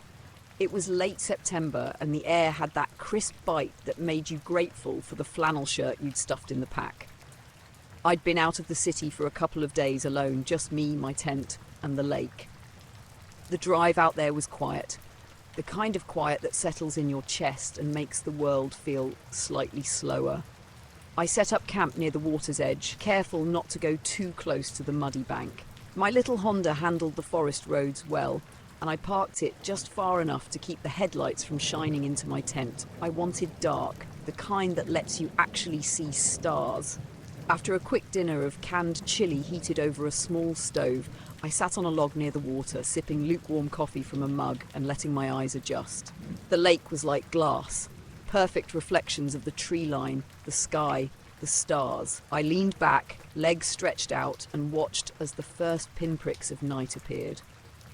It was one of those nights where the Milky Way stretches across the sky, bright enough you can pick out dust lanes. I tilted my head back and just breathed. Then I noticed something odd. At first I thought it was a ripple in the water, maybe a fish breaking the surface. But the reflection didn't match any movement above.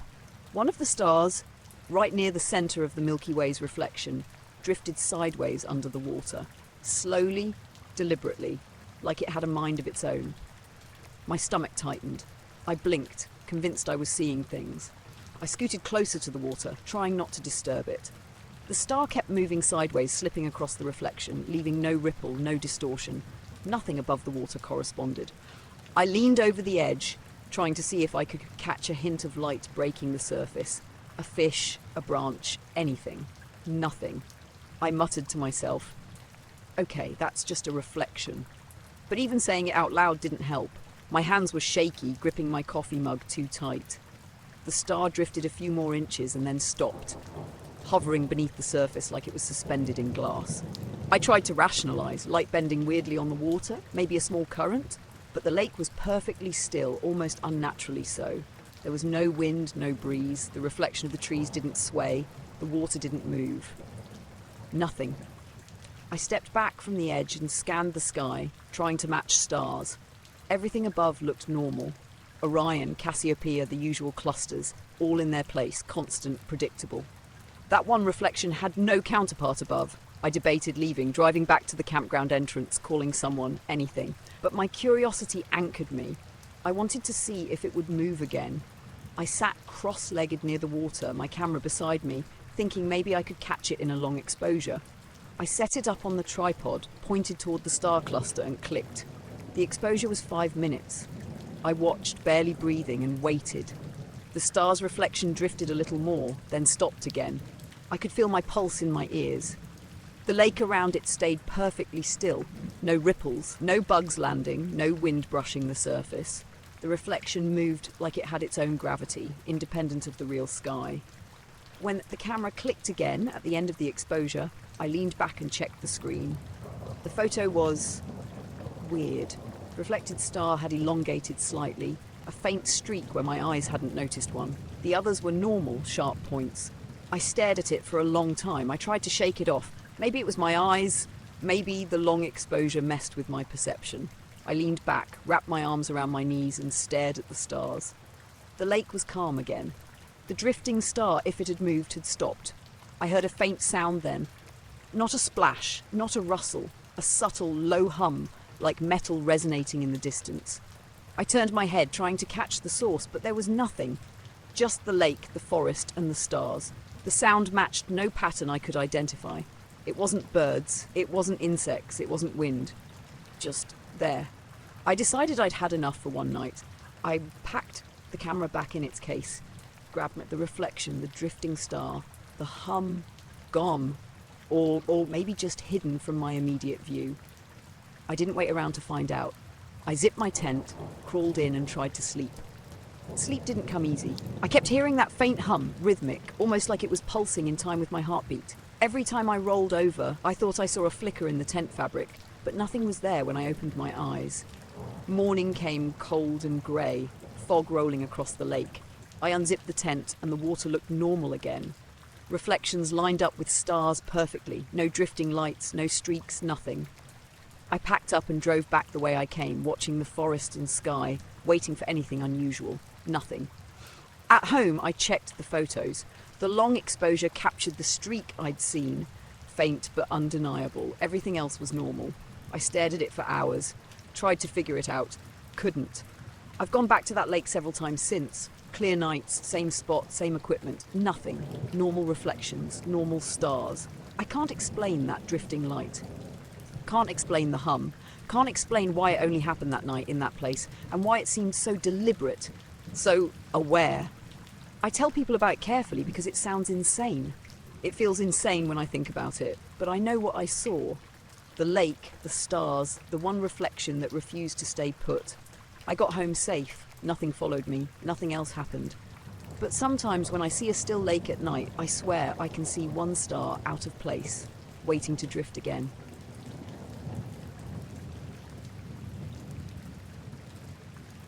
I was parked in the kind of bumper-to-bumper that makes you consider taking an alternate route you don't have, the 3 p.m. crawl that eats into the evening commute. It was late July, the sky the washed-out blue you get just before the sun leans over the skyline. The heat made the air shimmer over the asphalt. I remember thinking, briefly and uselessly, that the day had the same tired look my neighbour's lawn gets when the sprinkler's been off too long. Traffic was moving in those tiny 5-car spurts. Creep, stop, creep, stop. And I had the window down because the AC in my old Civic squeaks when it works hard. The radio was on low, a podcast I only half listened to while I watched brake lights bunch and spread like some slow, horizontal tide. Everyone was doing the same thing, checking mirrors, tapping their phones, pretending they weren't thinking about the last easy hour of the day they'd just lost. I noticed the light before I registered people looking up. Far off, past the overpass and the big chain restaurant, there was a white point of brightness, small enough that at first I assumed it was a plane. Planes slice the air in late summer over this city all the time. They look like stars until you remember they move. This one didn't. It pinballed there in the place between the high rises and the open sky, and the more I watched, the more it seemed to refuse the idea of motion. I turned the volume down to hear better, and that's when the first odd thing happened. One of the other cars ahead of me, a woman in a blue minivan, had the faceplate of her stereo blink like it wanted to come back on. She tapped it once, twice, like everyone does when the display quirks out. But instead of firing up the talk show, she looked at her display, puzzled, and then at the sky. A faint thread of static wafted across my own dash, like someone had dialed a receiver but found nothing on the other end. A half second later, every radio in the line of cars around me cut out together. Not a slow fade, not the usual car static huff. It was a clean, simultaneous silence. One instant there was music, and the next there was the soft unfolding of street noise. Tyres on grates, an exhausted honk from somewhere farther up, and a pocket of talking that evaporated as if someone had muted the whole world. I swore, because that's what you do when your favourite show goes dead mid-sentence. And then I noticed the people. First the woman in the minivan, who had opened her door and was standing in the lane like she'd forgotten to set the parking brake. Then the guy in the pickup, 2 cars over, who had his phone out and was holding it up like a locator flag, scanning but not seeing. The person in the SUV across from me had the expression of someone who'd been daydreaming and suddenly remembered the plot of a book they'd meant to finish. When the radios went, the sound that replaced them wasn't loud. It was a low, even pressure, the kind you feel in the hollow of your throat before you speak. My arms prickled. I thought of electrical faults, transformers, the warehouse district over the next ridge. I cocked my head and squinted at that white point. Judging distance on a summer afternoon like that is a trick of the eye, but this thing remained stubborn and small, like a star someone had glued to the skyline. A woman near the hood of my car stepped out and leaned against the grille of her sedan. She pointed her phone at the thing, the screen strobing the way phones do when they try to autofocus on nightlights, and said, "Is that a..." and stopped because there was no more radio to creep in behind the question. Nobody laughed. The city noise had softened as if someone had turned a great knob down. The distant siren that used to punctuate afternoon drives was gone. The whine of HVAC units off in office buildings had tucked itself away. Traffic, which had been creeping, stopped entirely. Engines idled. A few people did what people always do in these moments and moved to stand on the asphalt. A man in a suit with his tie loose walked down the line of cars and peered up at the thing as if he could give it a name. A kid on a skateboard crossed the lanes and shouted, "Hey, what is that?" to nobody in particular. Everyone's eyes went to the same place. It didn't change. It didn't blink or flash or wobble. It was there, a round white that could have been a plane on approach, except there were no wing strobes, no contrail, nothing of the usual machinery. The more people gathered on the road, the quieter the city felt, like we'd all been placed in a soundproof dome on a summer day. A woman in the Prius, 2 cars up, tried the emergency flashers, and they came on solid and stayed on, like a strobe that decided to hug one brightness. Someone else, I don't know who, hit their horn once, quick and sharp. The sound felt far away. The horn echoed off the overpass and died. After that, there were no more horns. People had stopped doing things the way they do in traffic that keeps moving. No one relieved boredom with the little rituals that make a stuck commute tolerable. Instead, they just looked. My phone, which had been throttling between LTE and 3 bars the whole afternoon, flipped into that searching for service mode that makes your little bars wag their fingers and tell you nothing. A text I'd been composing to a friend about dinner disappeared when the network hiccuped. I tried 911, I'm not proud of it, and the call wouldn't go through. It rang once, the line giving that single thin tone, and then the connection dropped before an operator could answer. Signals, for some reason, had become polite and shy. Someone near the rear of the line, a man maybe in his 50s with a hoodie slung over one shoulder like he'd been wearing it sideways, climbed onto his sedan's hood and raised his hands like a conductor. He called out, "Hello? Hello?" And the sound bent awkwardly, like his voice was stepping around the hush rather than through it.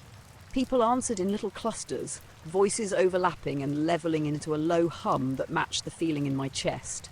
We offered each other small, useless explanations. Transformer, drone, storm radar. One woman said plane, and then she backtracked because two facts weighed against that: the thing's refusal to move and the absence of the normal engine rumble. A cop car a block away, one of those that sits near the light, had its blue lights off and engine running. The officer stepped out and leaned on his cruiser, eyes up there, lips pressed together. He called on a handheld, but sounded like he was talking through cotton. "Dispatch," he said, and whatever reply he got was a pocket of sound I couldn't catch.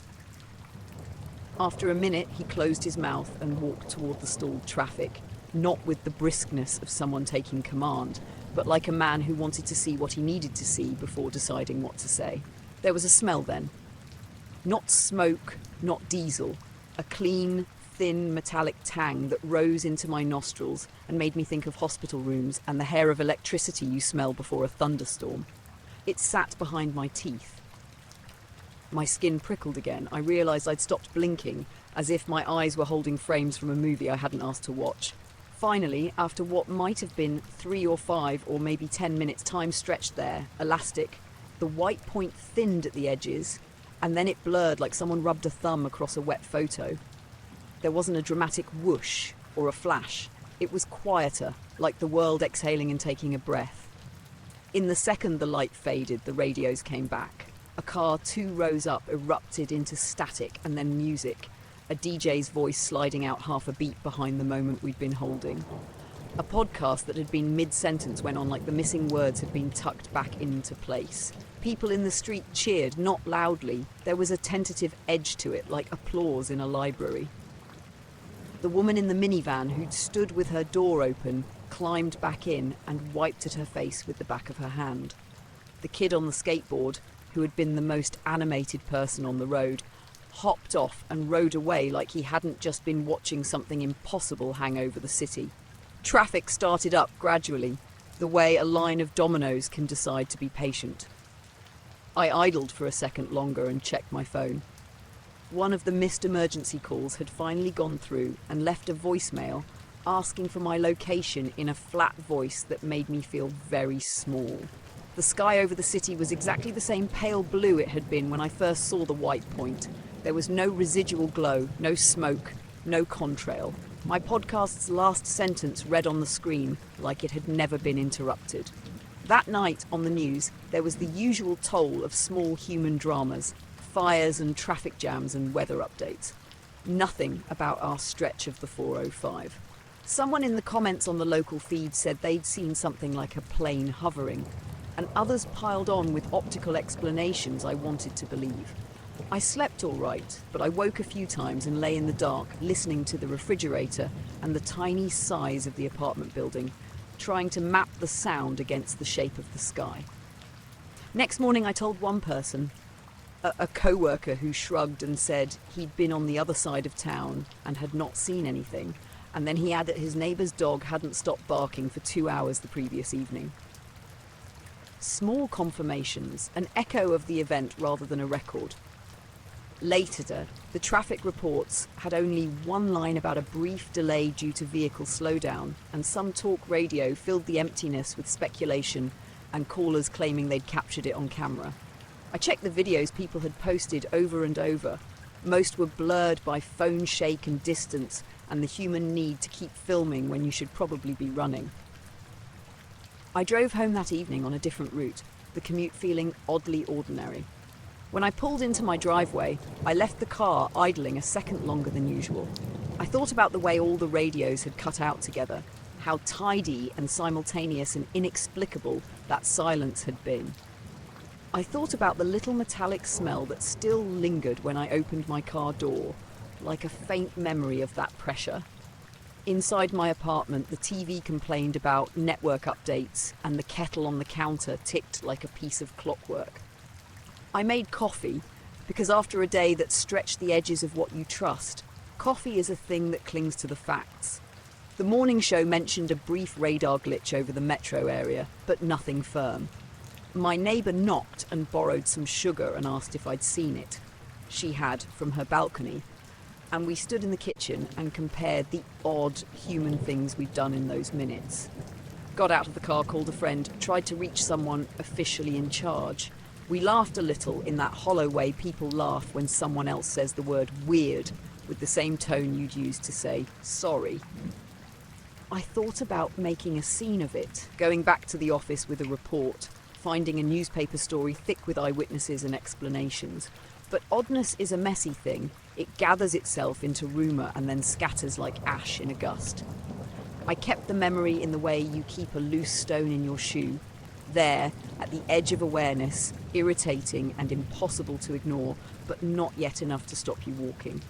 That night, I left the radio off for a while, just to hear the apartment, the neighbour's shower running, the distant click of a bus door. The world sounded normal again, the way it always had before the white point appeared and the radios all died at once.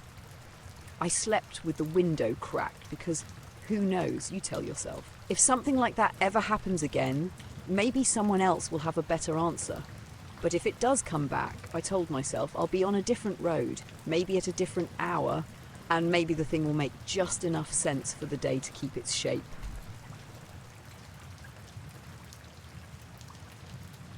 I took the drone out because I wanted to see how the low-light camera handled the marsh.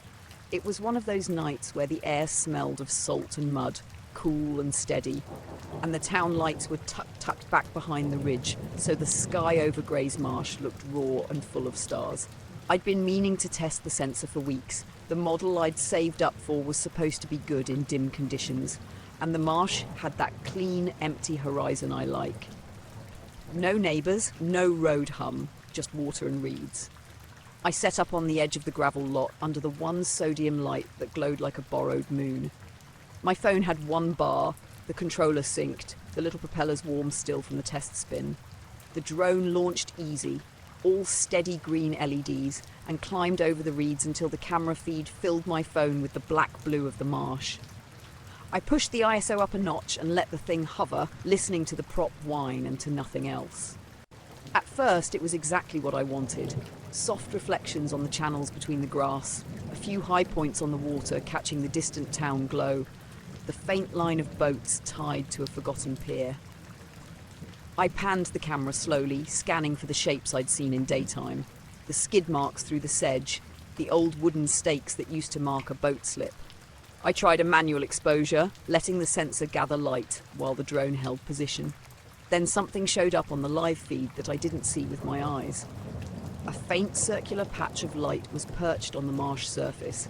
Small, maybe the size of a dinner plate in the video. Soft-edged and bluish white. It sat halfway down the frame between a channel and a tuft of grass.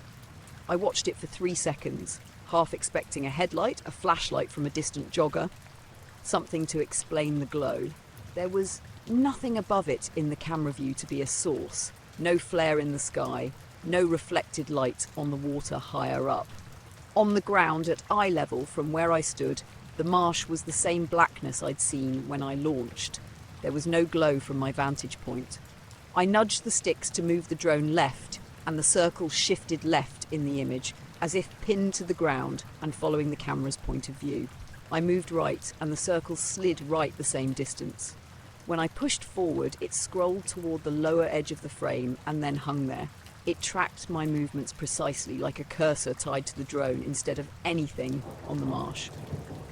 I landed it, heart thudding in that small worried way you get when something is off but not obviously dangerous, and walked to the lip of the embankment to look. The night swallowed the grass.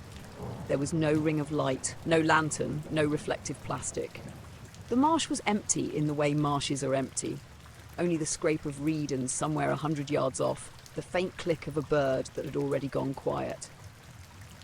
Back at the controller, I sent it up in a slow circle, keeping the camera focused on the spot that had been bright. The ring reappeared in the same location in the feed, and again, followed the drone's motion. If I descended, it grew a fraction bigger. Climb, and it shrank. It wasn't behaving like light that came from above. If you tilted the camera away and the glow stayed aligned with the ground plane, the only logical conclusion was that it was attached to the surface in some way. But the surface under it was black.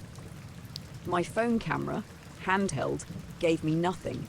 You could stand there in 6 feet of air and see nothing, move the drone a foot over it, and the marsh showed you a neat, precise little bowl of light. I tried everything a reasonable person would. I checked the camera settings, toggled RAW and JPEG, switched the white balance. The feed lagged a beat, the way feeds do at the edges of reception, but the patch tracked in perfect time with the drone. I put the drone in GPS hold. It drifted a little, and the patch on screen matched the drift and stayed the same distance from the drone's camera center. When I locked orientation and yawed the copter, the circle rotated in the frame like it was glued to the ground and I was swinging around it. There were little things that crept in while I watched. The sound of the propellers felt momentarily thinner, a faint hum under the whine, not electrical from the controller, more like a low note you feel in your chest. The telegraph poles along the road that frames the marsh had a weird, washed-out look on the feed, like the camera's dynamic range cratered in that band. My thumb hovered over the return button for probably longer than it should have. I was alone back there. No one walked out from the tree line. No deer bolted. The marsh was polite and still, like a held breath.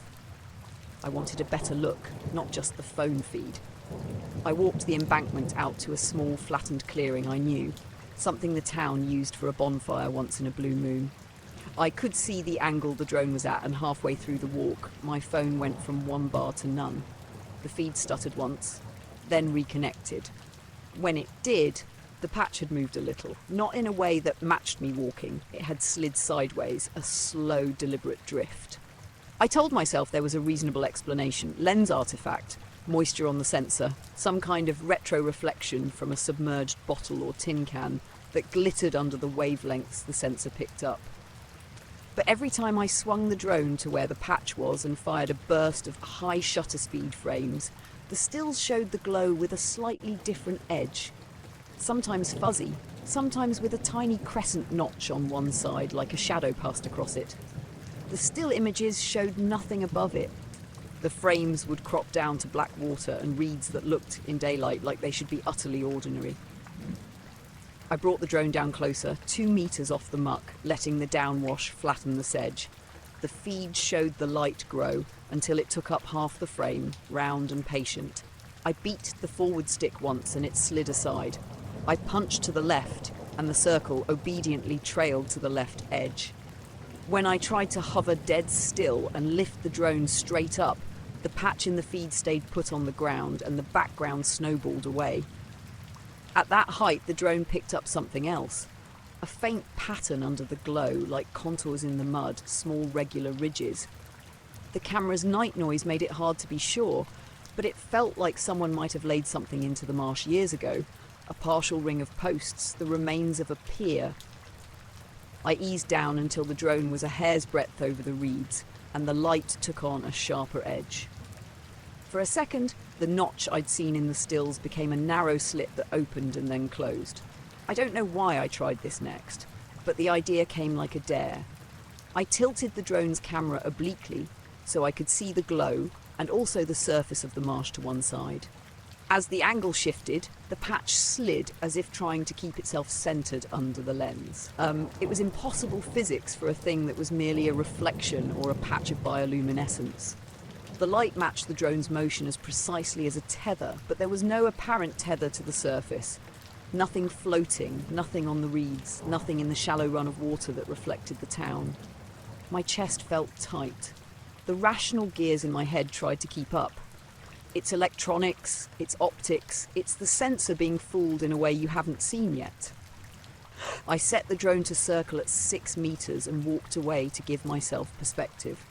The feed blurred as the range crept up and then steadied. Talked myself through the obligatory checklist. Battery healthy, compass calibrated, no warnings. The patch stayed. It actually seemed to follow the drone if I walked perpendicular to the circle's position, sliding across the marsh to keep whatever relationship it had with the camera consistent. A half hour had gone by the time I finally called it. My fingers had gone numb from holding the controller and my feet from standing on cold gravel. The drone's battery read 22%. The app warned me and I set a return path. The patch dimmed a little as if bored, and in the few seconds before auto-return, the camera picked up a flicker inside the ring, a tiny bright spark that lasted 1 frame and then nothing, like a reflection catching on something metallic for an instant. The copter came back steady, motors whining, and I lowered it into my outstretched palms. The prop wash smelled like wet earth and reeds. I looked back at the marsh from where I stood and again saw nothing. The place that had shown up on my screen was just a shallow channel engraved in black water and pale grass. I walked the embankment with my flashlight, sweeping it back and forth until I convinced myself the beam caught everything within range. Plastic, bottle, old rope, the sorts of things people leave in marsh. Nothing that would glow in bluish white and follow a camera. That night, I tried to sleep with the controller on the table. I kept checking the footage. In one clip, the patch looks almost like a hole, a dark centre with a soft rim of light that moved once like a pulse before the frames go fuzzy. I sent the raw files to a friend who shoots thermal, who replied the next morning with possibilities that were all technical and left me unsatisfied. Sensor bloom, compression artifact, interference. None of them accounted for the way the glow tracked the drone when the app had less than ideal reception, or for the slit that opened once. I went back a week later during daylight. The channel was a dark scar. The reeds bowed from last week's wind. On the ground there were no burned marks, no sign of a ring, just mud and duckweed, the usual detritus, something that, in the dim, had the ability to look like anything your mind wanted. The town was a small smear of light over the ridge. The marsh was honest in a mundane way that made the memory of the video harsher. I don't know if it was anything strange in the world or simply something in the camera making ghosts. I didn't fly again that night. I packed the drone into its case, drove home slow and sat with a cup of coffee until dawn. The files sat on my laptop like evidence and like a joke. I deleted a few, the ones where the ring looked most definite, and kept the rest for reasons I'm not sure of. Sometimes when it's absolutely quiet and I close my eyes, I can still see that small blue circle moving stubbornly in the lower half of the frame, obedient to a machine I was piloting but not controlling. I slept safe that night. I made it home. The thing on the screen behaved like something with an agenda of its own, but it did nothing to hurt me. It didn't follow me beyond the marsh. It didn't show up on my neighbour's porch lights or in the road cameras. It stayed there as long as I watched, and then, when I stopped, it faded into ordinary black water and field. I keep the footage because deleting it feels like losing a piece of the problem. I don't have a neat answer, and I don't have much to show for it beyond the images that look like a trick and feel like a location. I told myself I was chasing a sensor quirk. I told myself that, and then kept replaying the frames, watching that patient circular glow move when nothing else would, as if it had learned exactly how I would look at it. I was halfway through the long, crooked part of County Road 7 when the fog rolled in, like someone had pulled a blanket over the world. One minute I could see the barns on the ridgeline and the faint orange of a farmhouse TV. The next, my headlights cut 5 feet in front of the hood, and the rest was opaque white. I slowed to 20, then to 15, not wanting to press my luck on a road that has a ditch on either side and no real shoulder. It was late October, cold enough that my breath fogged when I opened the window to clear the windshield, and the whole trip home felt like walking through a story someone else had started. The fog didn't come in waves. It settled heavy and even, as if someone had spread wet wool across the fields and left it there. The beam from my lights turned to a dull glow, and the road disappeared under a silver skin. The radio coughed and then went to that thin static that sounds the same no matter what you're tuned to. The station's host was talking about ball games and the feed kept cutting in and out. I turned the volume off because tinkering with a dial seemed like pretending I had control. There were other small things that night that made me aware of the quiet. The trees at the roadside were still, not moving in the way they usually did, even when there's no wind. Just a rigid line of dark. A crow that usually roosts in the first maple had been silent for 3 houses now.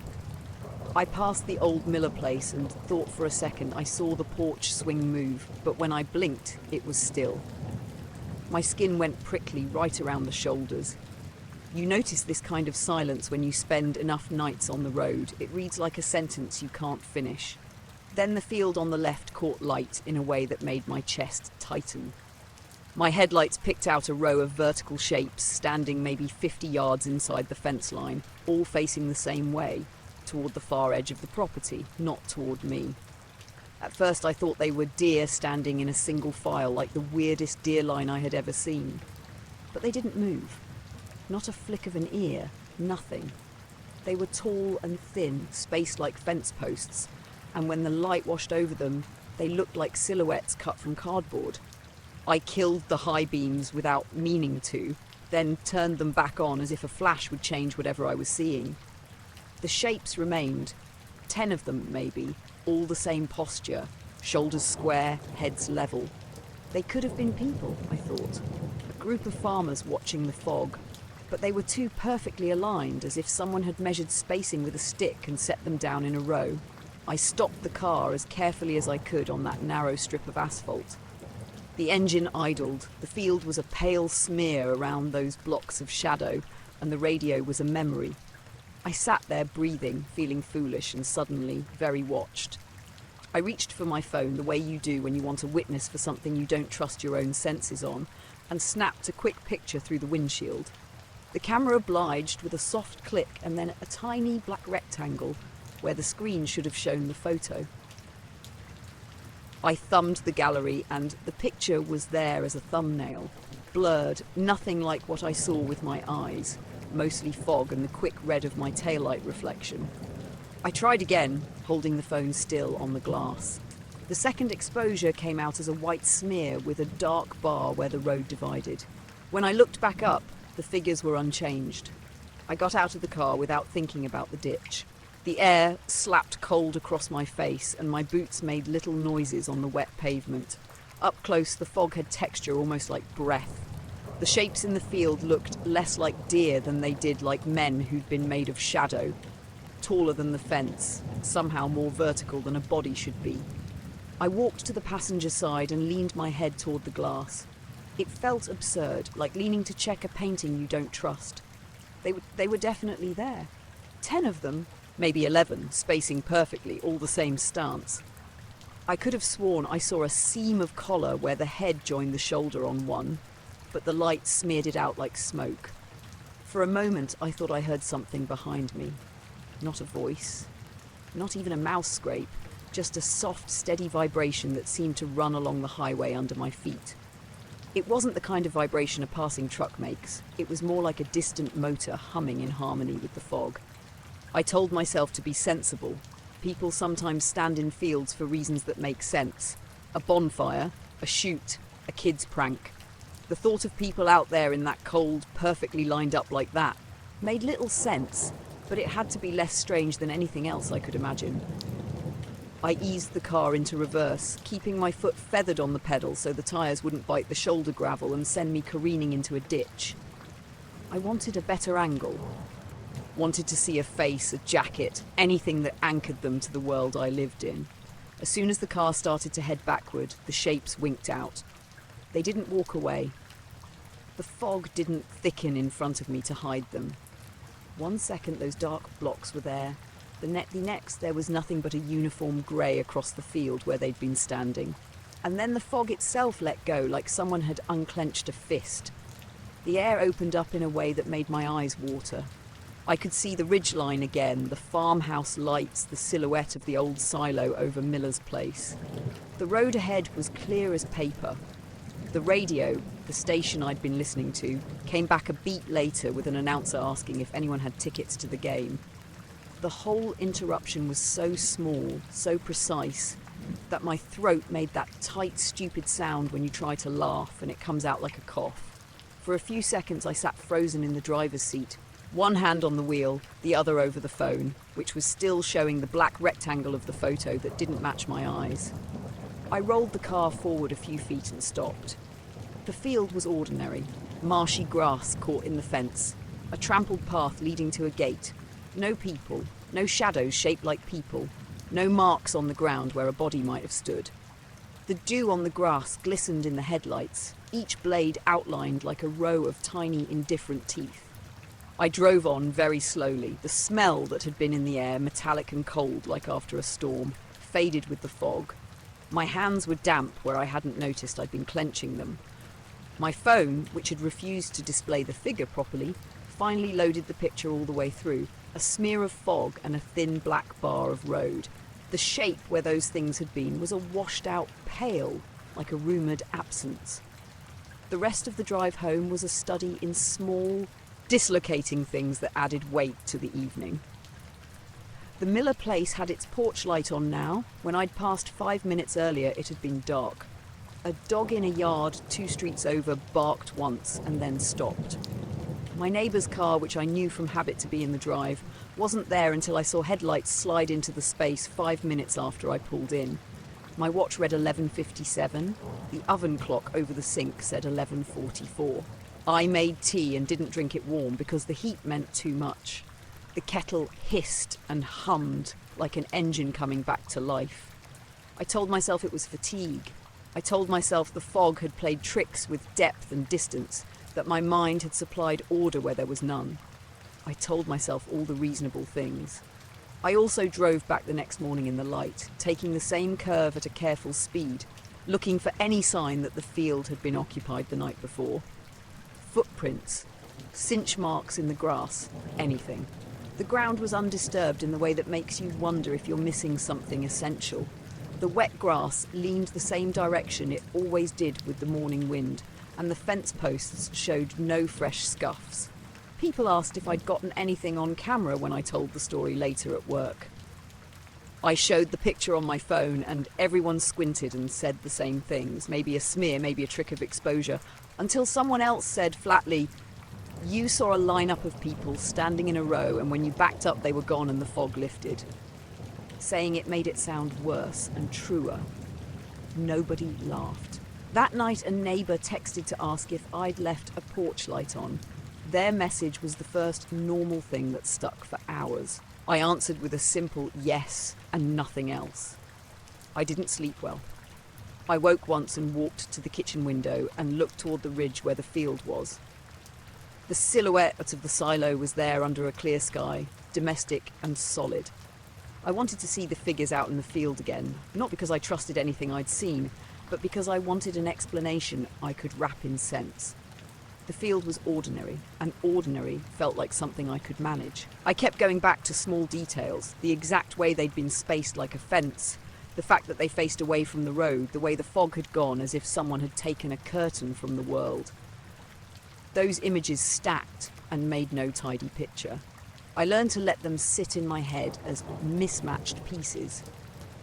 Months later, after other things had happened, late winter storms, a heat wave, normal days of driving and complaining about the potholes, I sometimes pull the picture back up on my phone and look at the smear that pretends to be proof. It's never satisfying. The image is patient and stubborn and useless in the way a memory is useless to someone else. If I tell the story now, I hear the old, reasonable words before they leave my mouth. Fog, tricks of light, tired eyes. They're all true. They are also not the whole thing I drove into that night, when 10 dark shapes stood in a field and the world opened up like a hand when my taillights bit gravel and I reverse. The storm came so fast it felt like someone had pulled a curtain across the sky. I was near the end of a 3-day stretch at a little rental on the Mendocino cliffs. The kind of place people go to be alone with wind and ocean, to fail at reading and to cook pasta badly. The forecast had said chance of evening showers, so I'd left the big coat in the car and brought only a light jacket down to the bluff with my camera and a thermos of coffee. It was late afternoon. The light over the water was hard and low, the kind that makes everything a photo if you hold your breath and wait. I heard the first small thing before I saw the first big thing. The birds went quiet. I had walked 2 miles of shoreline that afternoon, and the gulls and ravens had been their usual loud, annoying selves, squabbling over a crab shell, tracking me like they knew I had a sandwich. Then, as I sat on the highest chunk of rock and thumbed open the camera app, the chatter stopped. Not fewer calls, not a pause. It was like someone flicked off a switch. Even the water felt hushed, the tide lapping at the rocks in a dull, regular way. The cloud bank that had been a long grey bar over the horizon started to thicken. It rolled in from the northwest faster than any weather I'd watched on an app. You could see it move like something with a purpose, a scalloped edge, a wall closing. The first drop that hit my knuckles was large and cold enough to sting. I zipped the jacket and told myself I should hike back, but I kept watching. The cliff has this muscle memory. You look to the sea when something's wrong and you wait for it to make sense. There were a dozen small weird things that added up before the big one. My phone, which I had left on vibrate on a rock, buzzed twice with a message from Ely asking if I'd checked the tide charts. The barometer had been weird on his boat the night before. I thumbed back a short "I'm good" and put the phone under my glove because the screen had already fogged. The rental's little battery-powered radio, the kind someone leaves for emergencies, started to crackle in a way I'd never heard, a low, metallic hiss that rose and fell like breathing. I turned it off because the noise felt wrong, like feedback through a wall. More birds flew past in a single line, heading inland, and then none. At one point, a distant dog began to bark from a house up on the ridge and stopped exactly mid-phrase, like someone had lifted the sound out of the air. The cliff smelled of wet kelp and salt, and underneath that, something faint I couldn't name. A clean, almost electrical tang that made the inside of my mouth taste flat. It was the kind of night where you notice small things and try to file them under something sensible. Shifts in pressure, local winds, a fisher's flashlight sweeping. But then the wind dropped hard and fast, like the air had been sucked through a straw. The ocean's surface went temporarily smooth in a narrow band 300 yards wide, a patch of glass in a moving world. I could see that band glitter and then nothing. It was the absence of whitecaps that made my skin prickle. I stood up because the light was changing and I wanted another shot. My tripod folded with one hand and the thermos went half in my lap. The first real lightning came then, not close but not distant, a silver vein that sketched the horizon into a jagged backward city. Thunder answered as the kind of slow, deep thing you feel before you hear. The sky flashed again, and in the cut of white I saw it. At first it looked like a hole in the clouds. Perfectly circular, a ring of black sky framed in roiling grey. A clean gap, the sort you see in sheet metal when someone cuts a disc out of it. The lightning lit the rim, and for an instant, you measure these as heartbeats, you had the impression that something enormous and rounded was looking back through that hole. Not a craft, not a sun, not even a cloud with a centre. It was a field of darker than the night that held the light like a pupil. For a second, the breakdown of how I was built and how the world was built failed to match. I remember muttering because humans do that when their bodies fill with alarm without a script for it. The second lightning strike punched brighter, the clouds lit from inside, and the circular void was still there but smaller, as if whatever was doing the looking had moved a fraction closer or farther. Perspective, wingspan, I don't know. The circle's rim glowed a dull electric blue, and then the thunder rolled like a window being slammed. I took 3 photos by instinct, greedy for proof I knew I couldn't trust. Every one of them came back as white streaks and a black donut that the camera software skated around like it didn't know how to translate. My hands, which had felt steady a moment before, were tingly and numb at the fingertips, like when your arm falls asleep.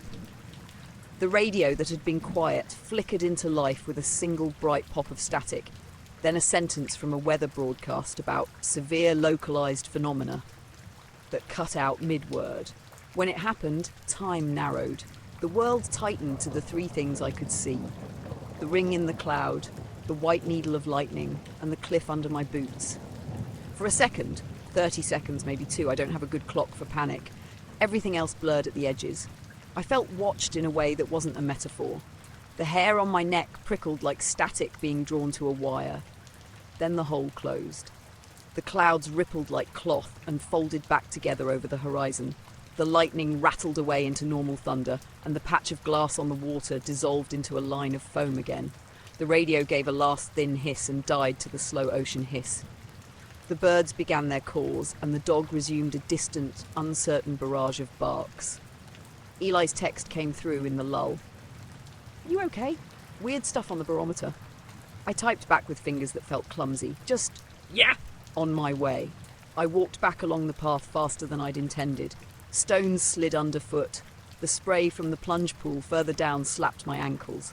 The rental's door stood open with the key in the lock because I'd been foolish and had left it unlocked that afternoon. Inside, everything was where I'd left it.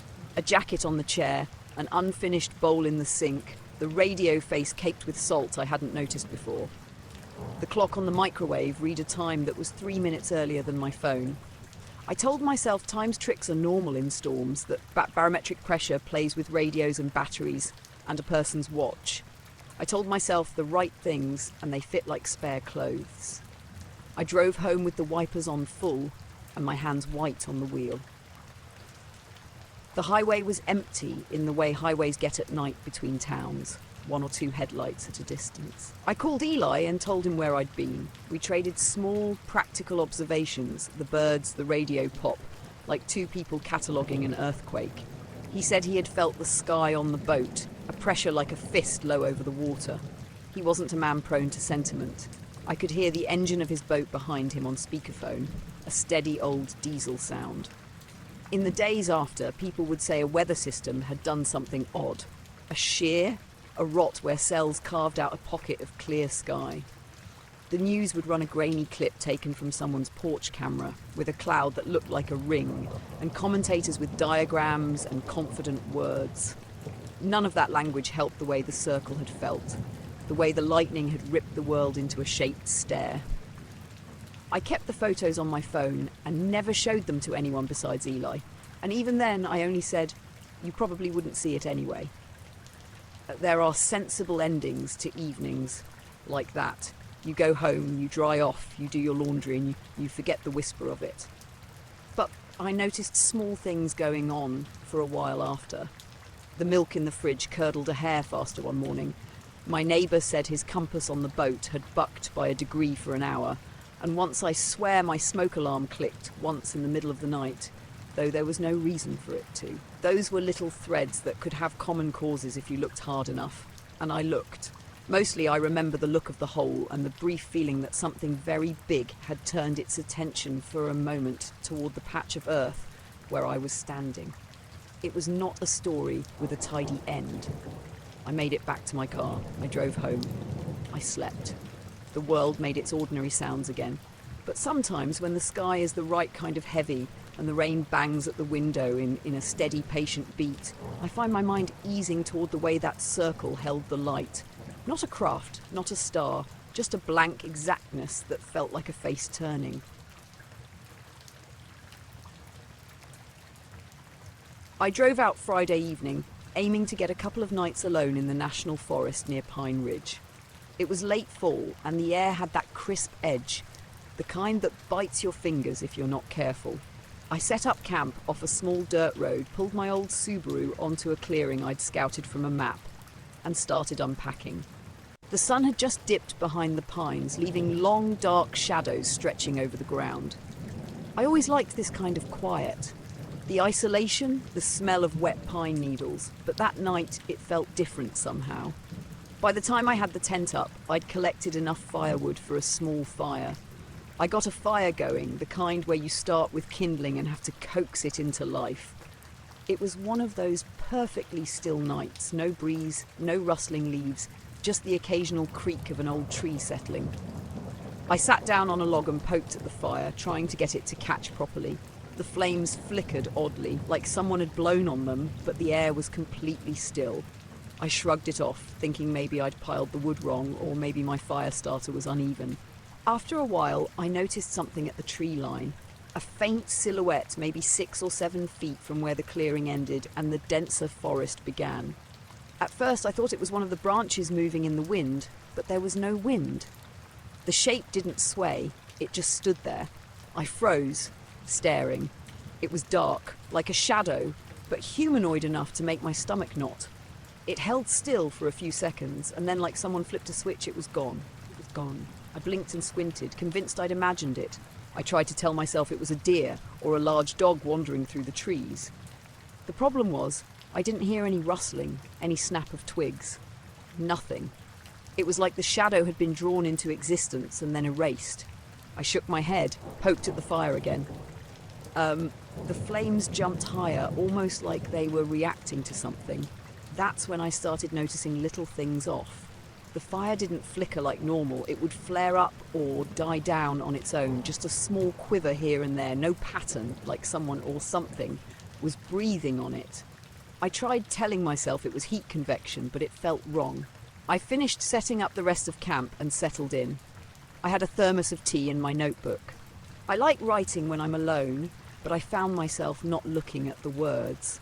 I kept glancing toward the tree line. Every time I thought I saw a movement, a shadow just beyond the firelight, I'd blink and it would be gone. It wasn't fast. It was deliberate, careful, like whatever it was didn't want to be seen, but also didn't want to leave. Around 10:30, I decided to step away from the fire and walk a few feet toward my car. My flashlight barely cut through the darkness. That's when I heard the first sound. Not loud, not like a snap of a branch, just a soft scraping, something dragging lightly over the forest floor. I froze, the hairs on my neck standing up. I spun the light in a circle, catching nothing. No eyes, no branches moving, nothing. Back at the fire, I tried to tell myself it was probably an animal, raccoons maybe, or a stray deer. I could hear a faint rustle now and then, almost synchronized with the flicker of the fire. I stopped looking at the flames. It was subtle, the kind of thing you only notice if you're paying attention, but it felt aware. I tried to eat a small dinner, but my appetite was gone. I wrapped up in my jacket and sat back down on the log. That's when I noticed the sound of footsteps, or what I thought were footsteps, circling the clearing. They weren't heavy, more like the kind you'd hear when someone is trying to stay quiet, careful with each step. My pulse picked up. I didn't move, I didn't call out, I just waited. The sound stopped abruptly. I looked again toward the tree line. Another shadow, this one less defined than the first. It didn't move, it didn't blink or shift. It was just there. I couldn't make out details, just the impression of height and shape. A figure darker than the surrounding trees. And then it disappeared again. I decided I needed to sleep. I didn't want to, but sitting there, staring at the fire, wasn't helping. I zipped myself into the tent, leaving a small gap so I could see the fire. I didn't hear anything at first. Then the fire flared suddenly, just a brief burst. My stomach dropped. I unzipped the tent a little to peer out. Nothing. The clearing was empty. I didn't sleep much. Every time I closed my eyes, I'd feel like someone was just beyond the tree line, watching, waiting. I swear I could feel it, a pressure in the air. Not heavy, just present. Around 3 a.m., I woke up to another flicker in the fire. This time, I swear I saw movement behind it. A lean shape stepping between 2 pines, then vanishing before it reached the edge of the clearing. By sunrise, everything was normal again. Birds chirping, wind rustling, no shadow at the tree line. I packed up slowly, keeping my eyes on the trees. I drove back down the dirt road, still glancing into the forest. Every once in a while, in the corner of my eye, I thought I saw something, but when I looked directly, nothing. I've gone camping a lot, but I haven't gone back to that clearing. I can't explain it. Nothing made sense. No tracks, no sounds after dawn, no sign anyone or anything was there. But I know what I saw. I know what I felt. And part of me still feels that presence when I'm alone in the woods, like it left a memory in the air. Something I can't shake. Even now, sometimes when I think back, I can picture the fire jumping for no reason, the shadows just beyond the light, and that impossible stillness at the tree line. And I wonder if somewhere it's still watching. I was already thinking about bed when the light first showed up. I'd left my friend Mara's place later than I meant to. She lives up on County Road 12, a ribbon of asphalt that runs through fir and alder for a dozen miles until it spits you back out on the highway near my exit. It had been one of those evenings where the conversation kept rolling and we kept topping it with one more beer and another story, so I didn't hit the road until close to midnight. The night was warm for late October. There hadn't been rain all day, but the air carried that soft, wet smell like the woods had been sweating. My Civic hummed on autopilot at 40, headlights cutting two neat bands through the trees. The road is narrow and curving, the kind with a shallow ditch and no shoulder, where every oncoming pair of headlights becomes an event and you slow down without meaning to. I like driving that stretch at night. There's a rhythm to it. Headlight, tree, mirror, the sound of tyres on tar, and I can empty my head a little. Tonight something else moved into that rhythm. A small notch of wrongness that I sensed before I saw it. At first it was the absence of sound. No frogs, no rustle of roadside leaves, not even the soft distant hum of the highway like a breathing thing. The only sound was the engine and the tyres, and a kind of thin, high hum that seemed to come from nowhere and everywhere at once. I turned the radio up to counter it, some talk show, a voice trying to anchor me, and the signal went thin for a second, then came back. A car passed me the other way, lights brief and yellow, and for a beat it felt like whatever that hum was had followed past the windshield with us, and then slipped away. 5 minutes later, I noticed movement above the tree line, something that wasn't a star or the moon. The light hovered just above the fir tips, a pale pinpoint that didn't glimmer like a plane or fall like a meteor. It sat there as I drove, steady and low, not far beyond the clearing where the road cuts between two steeper rises. I slowed, thumbed off the radio and watched. The light tilted in the sky as if weighing its options. I tried to name it. Headlights on a distant ridge, a crop duster with a navigation lamp. The shape didn't match any of those things. Up close, in my headlights, the treetops had clean edges, and the light was a faint bluish white that didn't cast a lot of spill. It had the quality of a light you don't see in daily life, not warm like sodium, not sharp like LED. It was soft-edged and close enough that I felt like I could reach out and touch the top of the pines. I pulled to the side as much as I could without committing the wheel to the ditch. The road there is crowned and narrow. There wasn't a real place to stop unless you wanted to get stuck in the mud. I killed the engine because the car's little noises felt loud in that silence. The light blinked once, slow, deliberate. My phone had 1 bar and a trickle of battery left, so I didn't try to shoot video at first. Cameras compress and flatten things you actually want to remember. Instead, I opened the driver's door and stepped out into the cool. The air smelled of resin and a faint metallic note that I couldn't place. The hum I'd heard before sat in the chest area of the night, a steady vibration that didn't exactly play as sound so much as a pressure behind the ribs. My boots sank slightly in the shoulder gravel. I looked up and the point of light paused, as if seeing me. The hair on my forearms lifted in a pattern I recognized. Excitement and a prickle of worry layered together. I told myself it was nothing. People park up here to stargaze sometimes, but if so, they'd usually be on the ridge, a dark shape in the skyline, not this small disc hovering like a moth. I fumbled for the flashlight app on my phone, the battery bar, committed a little shiver and stayed at that single notch, and trained a narrow beam into the trees. Nothing. The flashlight beam skimmed trunks, hit the glossy sheen of wet needles, caught nothing reflective. When I swung the beam up toward where the light still held, I saw a faint shifting through the canopy, like heat over asphalt. The trees themselves twitched as if someone had lifted a sheet off them, but they didn't move their branches. I have camped and driven in the woods a lot.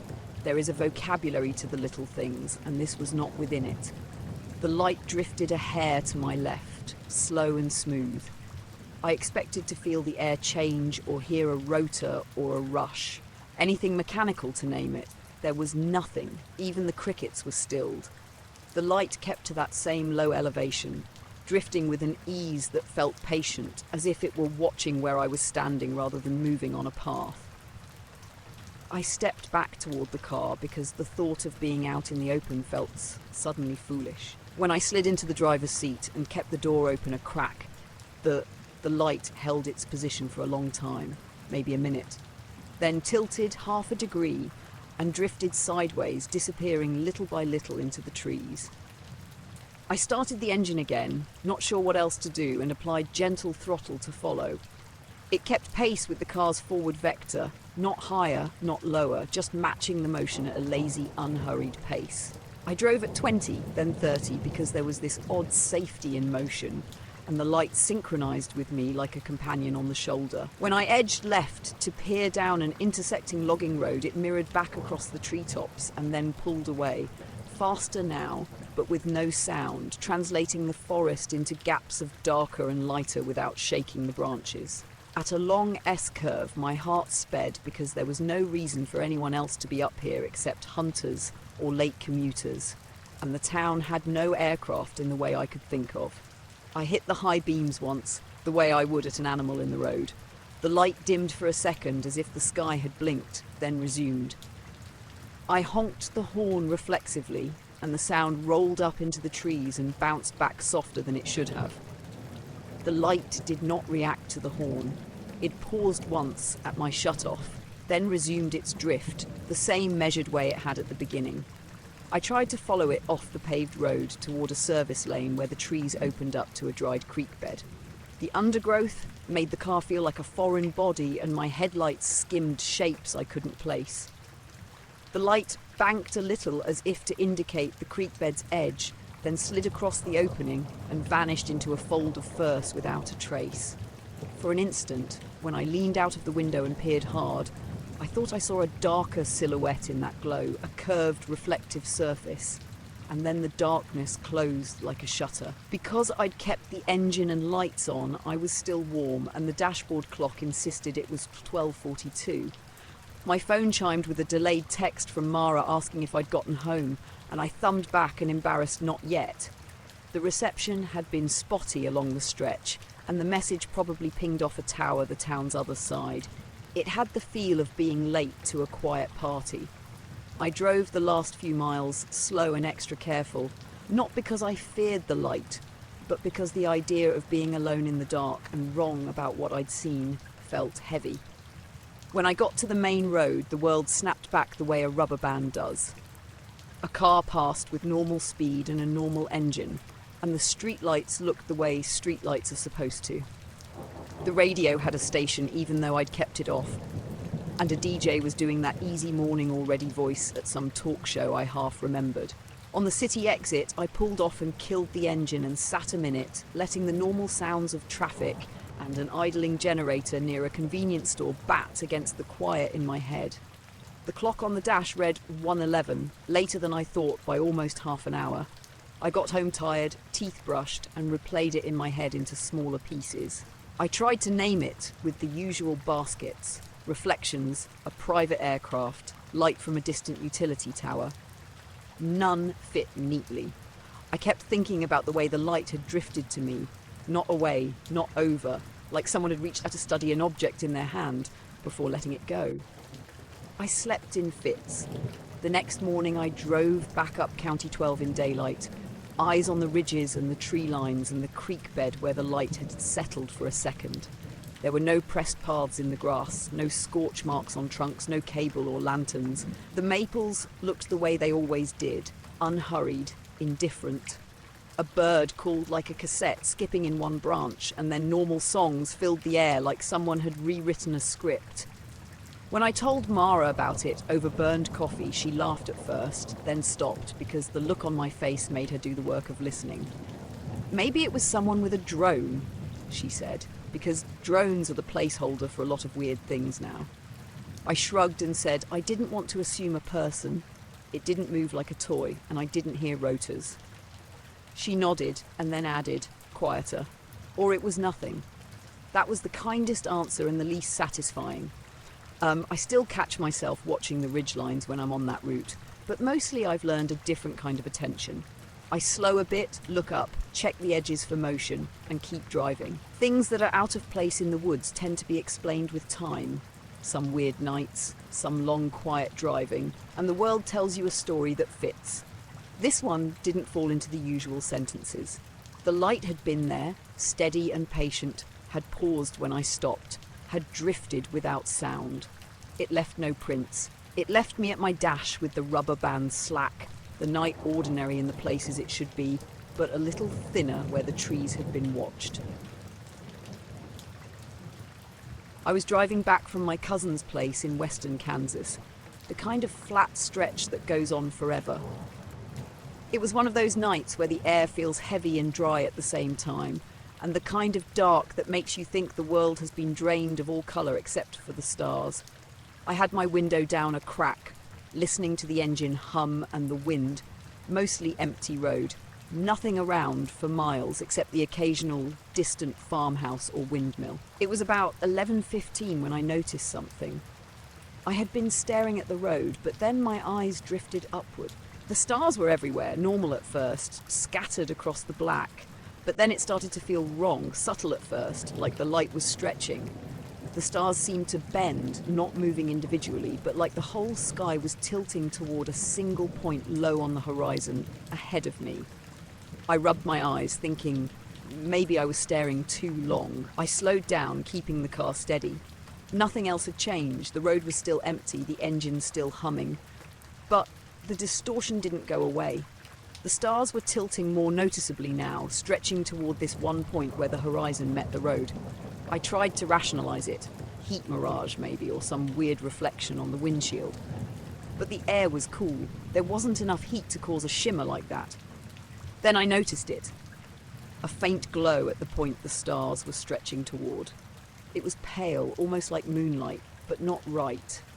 The light didn't grow, it didn't move, it just hovered there, hazy, like it was out of place. I blinked, thinking I imagined it, but when my eyes refocused, it was still there, slightly brighter than before. I glanced in the rear-view mirror. Nothing unusual, just the dark plain stretching behind me. I kept driving, slow, unsure. The glow didn't react to my movement. Normally, if it was a car or distant town, it would get bigger as I approached, but it stayed the same. And the distortion in the stars, it kept bending toward it, subtly, steadily. I turned the radio on just for noise, but the static sound felt wrong, not like interference, just off. I remember thinking I should call someone, maybe someone in town, but I realized there wasn't anyone I could call. No cell service for miles, and even if I did, what could I say that wouldn't sound insane? The road seemed to stretch endlessly. I passed an old farmhouse with lights off. Nothing there. The glow stayed at the same point, almost like it was anchored to the horizon itself, not floating above it. I slowed again, took my foot off the gas, just watching it. My heart was starting to beat faster. Then another weird thing happened. I could swear the glow flickered, not like a light turning on and off, but like it blinked for a fraction of a second. And when it did, the stars around it jerked slightly, like they were caught in a ripple, bending faster toward that point before settling again. I swallowed hard, trying to tell myself I was seeing patterns where there weren't any. I looked down at the speedometer.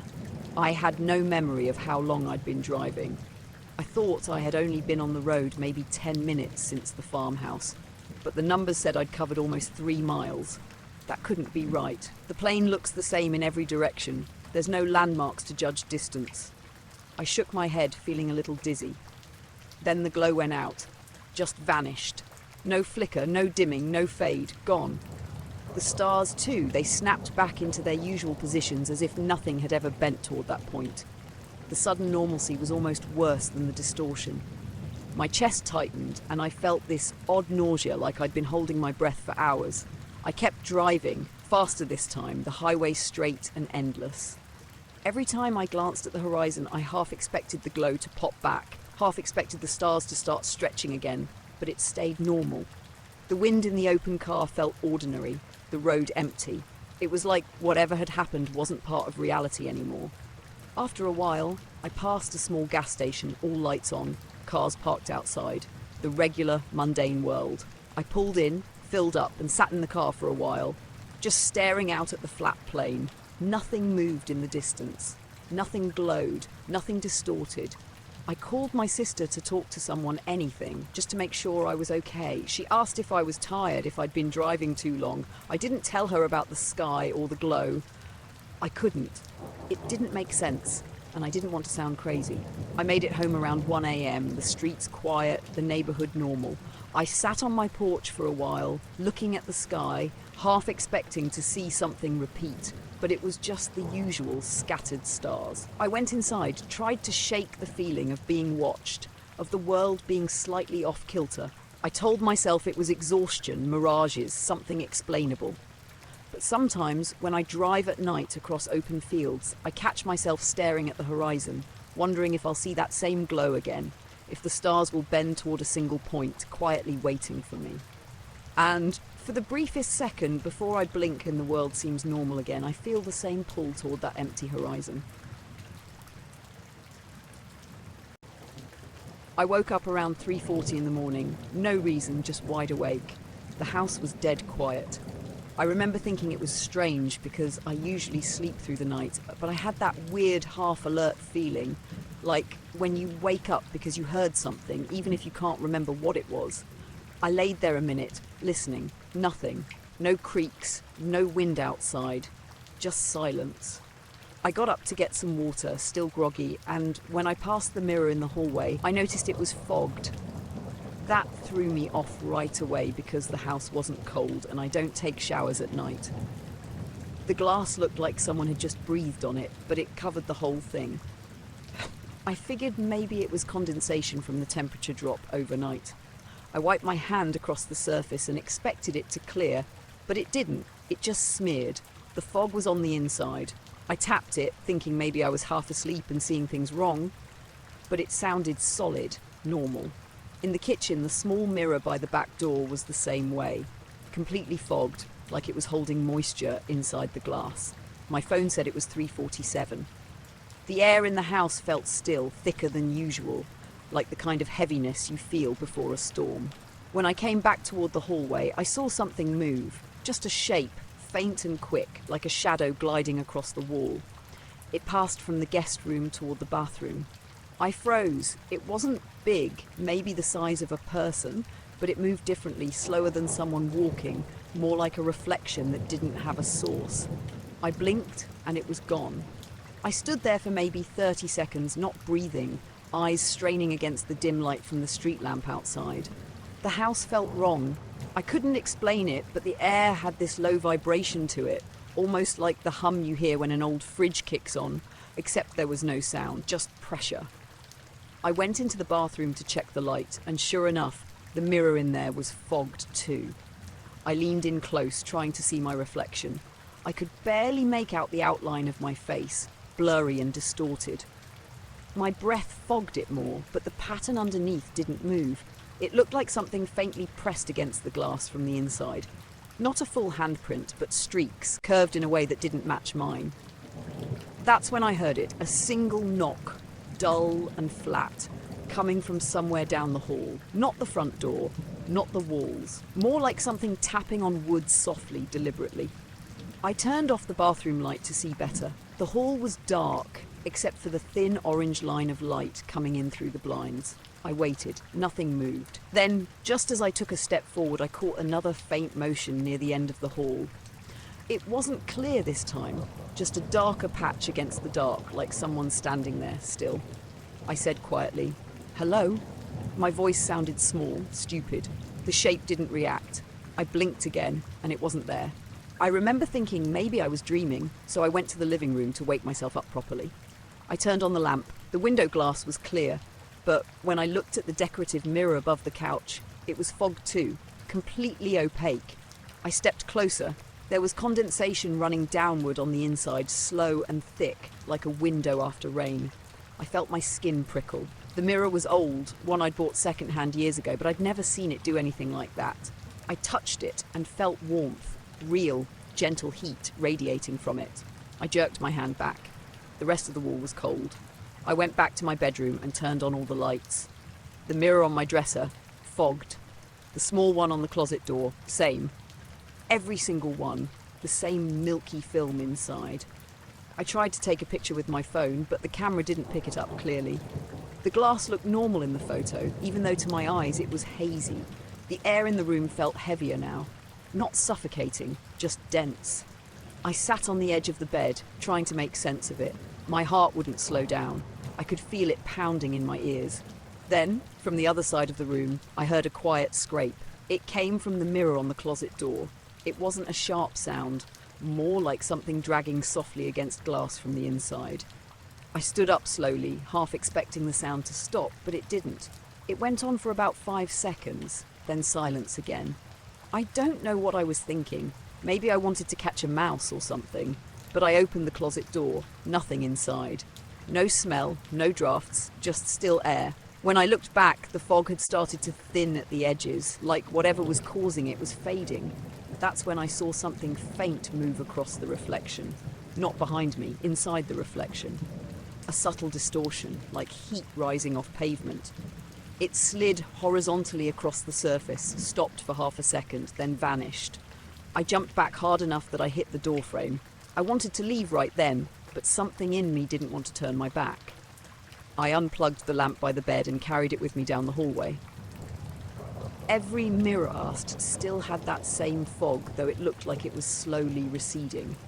In the kitchen, I noticed the back door was unlocked. I never leave it unlocked. I locked it, double-checked the handle, and turned around. My reflection in the small mirror by the door was visible again, but off, like there was a half-second delay between me moving and it catching up. I waved my hand slowly. It lagged. I must have stared at it too long because I noticed, just at the corner of the glass, a faint outline. A shape leaning into the frame, barely visible, like the suggestion of shoulders and a head, but featureless. I blinked. It was gone. That was the moment I decided I didn't care how crazy I felt. I grabbed my keys and walked straight out to my car. I sat there for a while with the engine running, watching the front windows of my house. All dark. No movement. After about 10 minutes, I convinced myself to go back in. It was freezing out, and I felt stupid sitting there. Inside, everything was quiet again. The fog was gone from every mirror. Completely clear, like nothing had ever happened. I checked my phone. It was 4:52. I don't know where that last hour went. I stayed awake until sunrise, just pacing, lights on, trying to figure out what could cause something like that. Condensation inside sealed mirrors doesn't make sense. I checked the air vents, the windows, everything. The house was dry. I ended up calling in sick that day. I didn't feel right. Everything looked normal in the daylight, but there was this strange residue on one of the mirrors, like faint streaks that wouldn't wipe off. That night, I left the hallway light on and slept with the bedroom door closed. Around 3 again, I woke up for no reason. I stared at the ceiling, waiting. I didn't hear anything, but for a few seconds, I thought I could see the faintest glimmer of movement on the other side of the doorframe. A shadow passing by, slow and careful. I didn't get up this time. I just stayed perfectly still and waited until morning. When I checked after sunrise, the mirrors were clear, nothing out of place. But the one on the closet door had a small fogged spot in the centre, perfectly round, like someone pressed their fingertip against the inside of the glass. I was driving back from visiting my aunt's place out near Mill Creek, a little more than an hour west of town. The road there is mostly farmland, a long 2-lane stretch lined with cornfields and occasional clusters of trees. It was one of those late summer evenings when the air is warm but the sun dips fast, leaving the horizon glowing orange for just a few minutes before the sky darkens completely. I'd left a bit later than I intended, around 9:30, and the road was mostly empty. I like it that way, quiet, no one to rush me, and I can just drive with the radio low, thinking. I remember the air felt unusually still that night. No wind through the open window, no rustle of leaves, just the soft hum of my car engine. I'd been listening to a podcast about local history, nodding along absent-mindedly, glancing at the GPS on my dashboard to make sure I was still on the right road. Then it happened. I was maybe 20 minutes out from the highway when I glanced down at the GPS. It jumped ahead 20 minutes. Not a gradual change, not a rerouting. It just blinked, recalculated, and suddenly said I'd passed the next town, even though I hadn't moved an inch. My eyes went wide. I hit the brakes slightly and checked the speedometer. 0.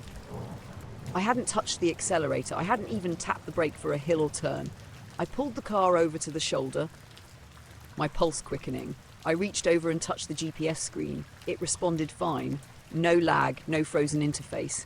Just the time and distance recalculated like I'd driven there. My phone clock still read the actual time.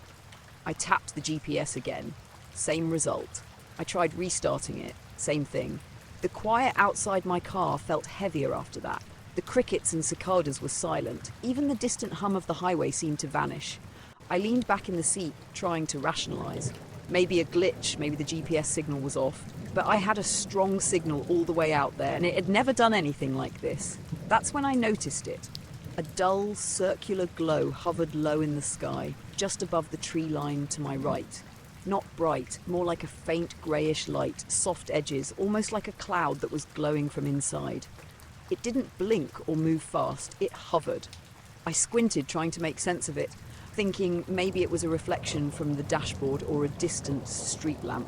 But there were no lamps out there, nothing that could cast light like that.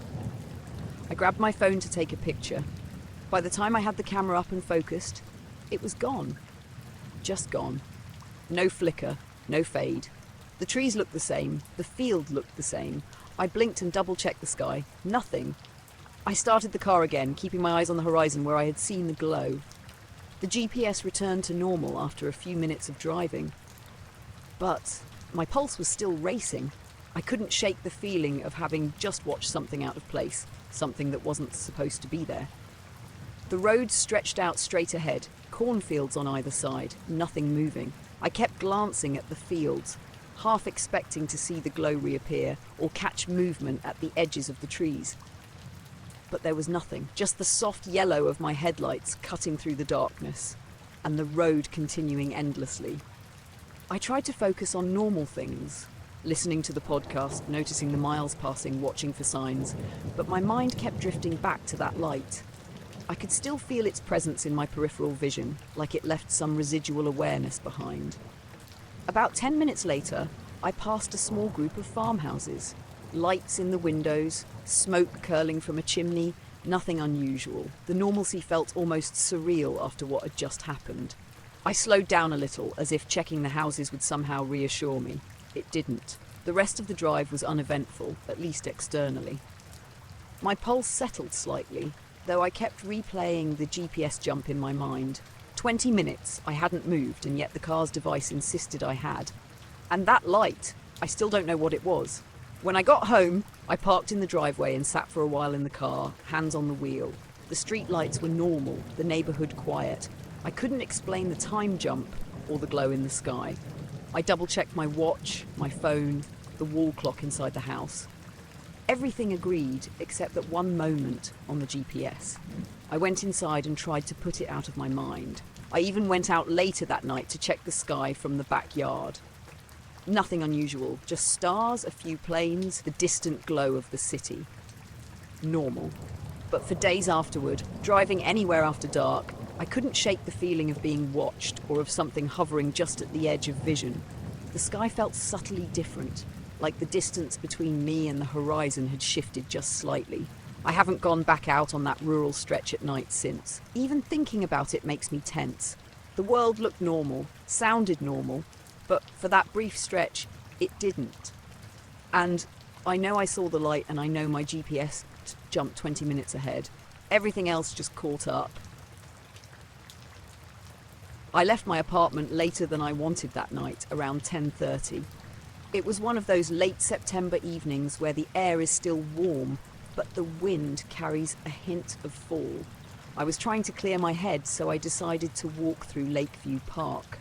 The place is usually deserted after dark, except for the occasional dog walker or jogger, and I liked it that way. Quiet, open space, the city lights just a little way off.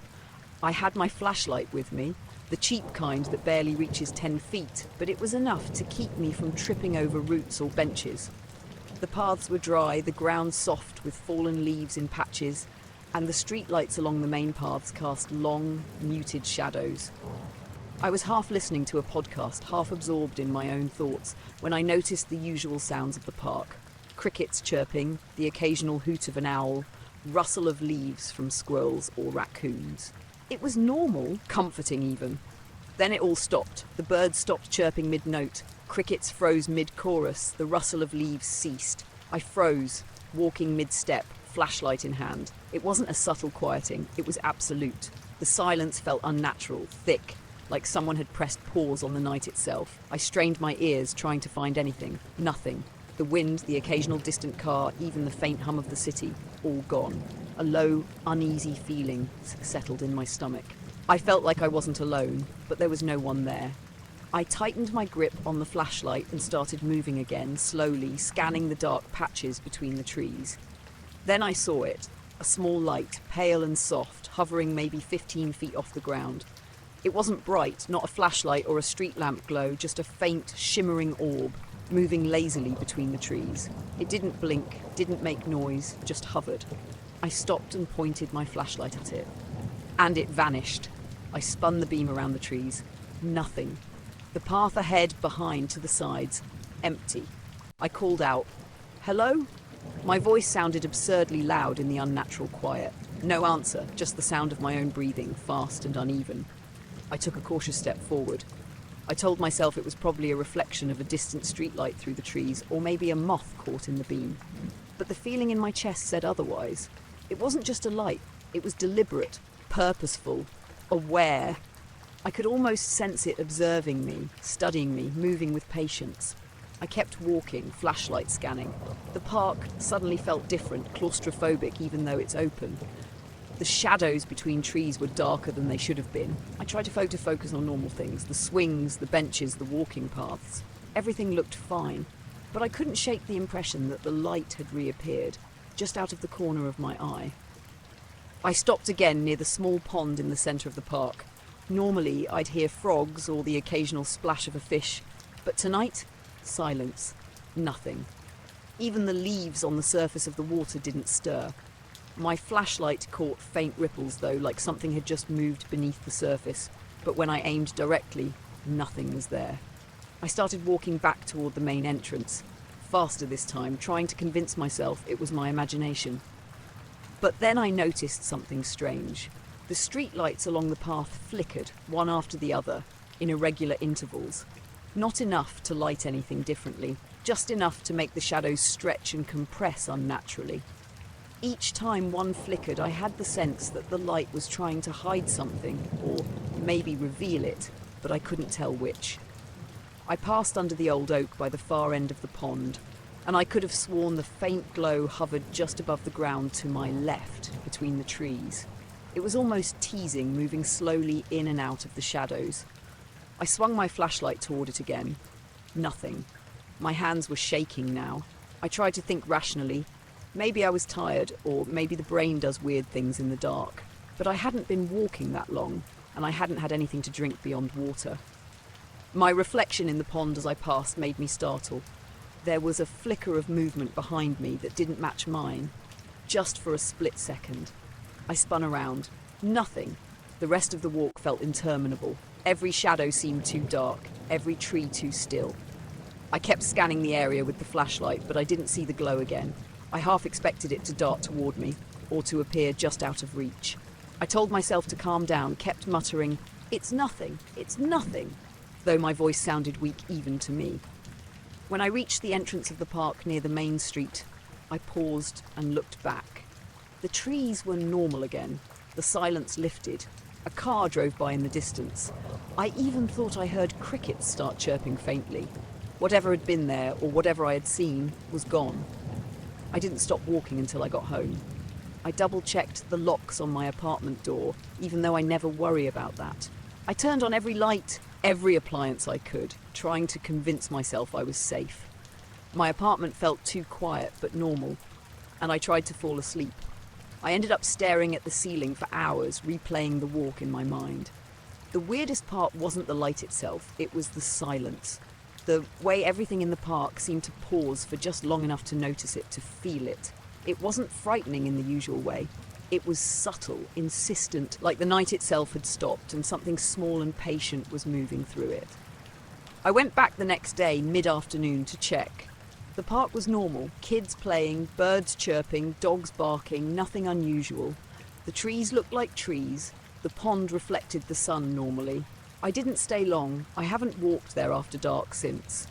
Every once in a while I think about it, and I can almost feel that quiet pressing against me again, the sensation of being observed in a space that should be empty. The thought of that faint light hovering between trees, waiting and watching, lingers longer than I want it to. I was hiking that night because I couldn't sleep. I'd been staying in a small rental cabin outside of Pine Hollow, Colorado, one of those quiet mountain towns where you can hear the wind slide through the trees like it's whispering under a door. I'd brought my dog Jasper and planned to spend a few days hiking solo, clearing my head before starting a new job. That evening, after a long day on the trails, I couldn't settle down. It was late September, the air thin and cool, with a weak half-moon barely breaking through a blanket of thin clouds. Around 9:30, I grabbed my headlamp and decided to walk a short loop near the cabin. Just an hour or so. The trailhead was a few minutes from the cabin, a narrow dirt path lined with aspen and lodgepole pine. I'd done it earlier that day and knew it was safe, no steep cliffs or tricky footing. The only sound was my boots crunching against dry leaves and the steady ticking of Jasper's collar tags. He trotted a few feet ahead, tail wagging, nose twitching like he was cataloguing every scent the forest had ever known. About 15 minutes in, the wind dropped completely. The forest went silent in that unnatural way that makes your brain reach for something to fill the space. No insects, no night birds, nothing. Just me and the faint scrape of Jasper's paws on the trail. I switched off my headlamp for a second to let my eyes adjust. The darkness swallowed me faster than I expected, like it had been waiting. When I turned the light back on, the beam caught a thin mist beginning to curl low across the ground. That was when I felt it, the sudden, precise sensation of being watched. It wasn't gradual or subtle.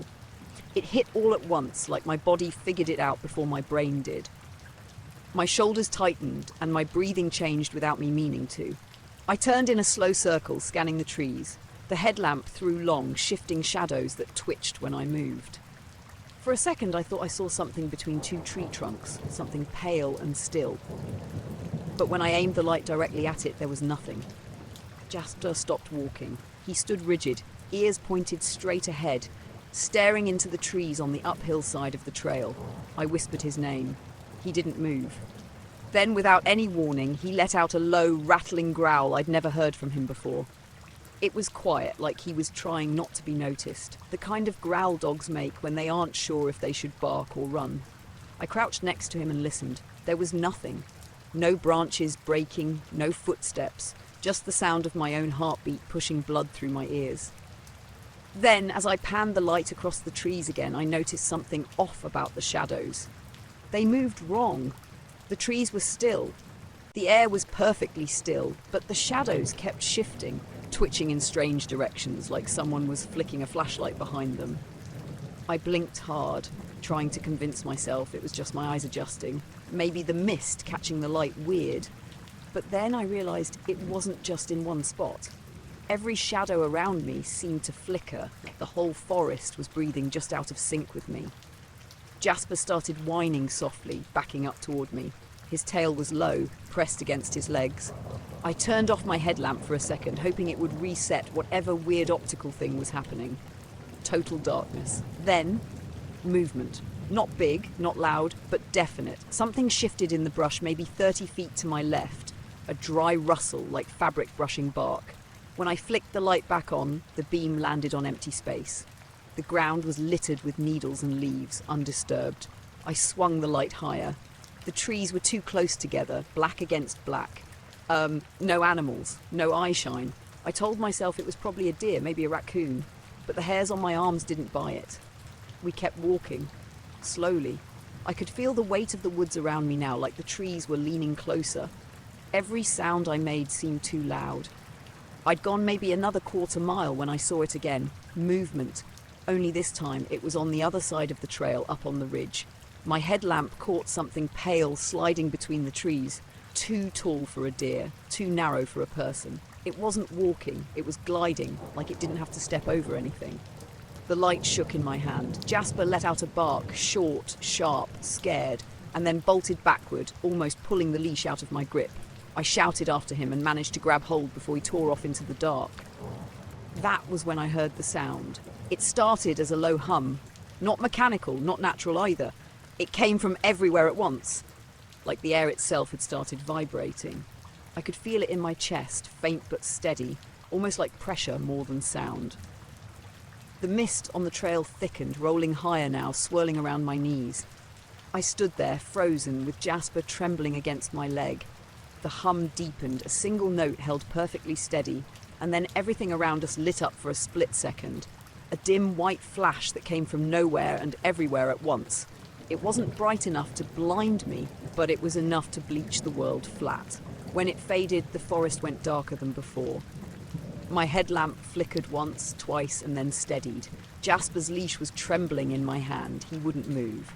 I checked my watch, 10:42. I'd left the cabin around 9:30. The trail was maybe 2 miles long, and I was only halfway through it. But when I tried to retrace my steps, I couldn't find the same landmarks. The downed tree I'd stepped over was gone. The rock I'd used to mark the halfway point wasn't there. The path looked different, as if the trees had subtly rearranged themselves. I walked faster, keeping the light fixed ahead. Every few seconds I'd see movement just outside the edge of the beam. A ripple in the dark, a flick of something darting behind a trunk. The shadows still twitched like they were alive.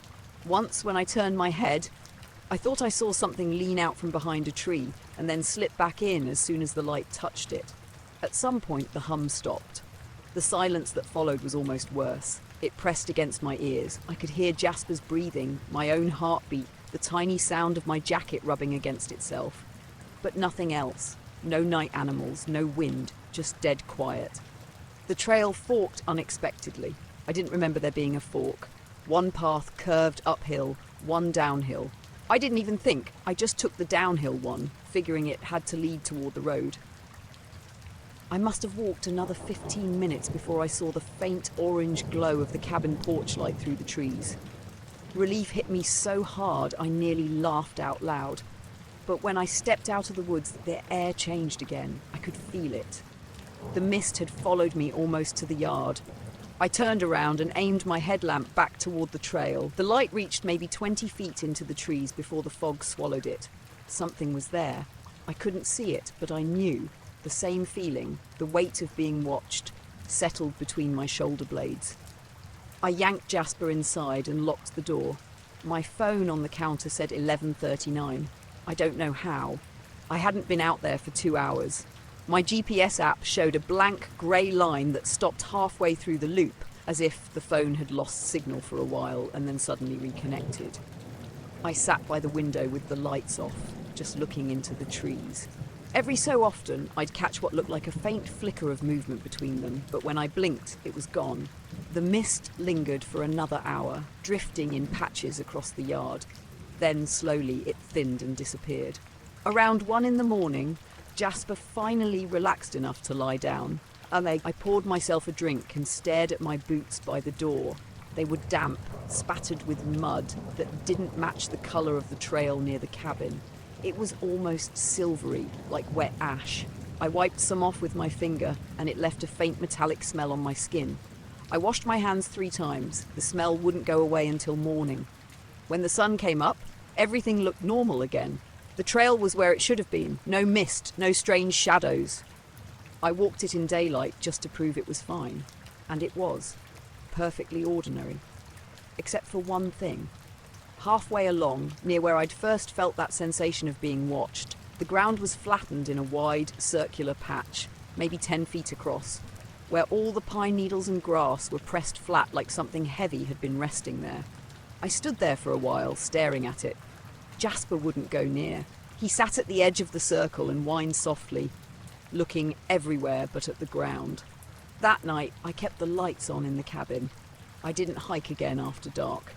Sometimes, when the wind dies all at once or the forest gets too quiet, I think about the way the shadows moved, how they seemed alive, like something was trying to imitate the way darkness should behave but couldn't quite get it right.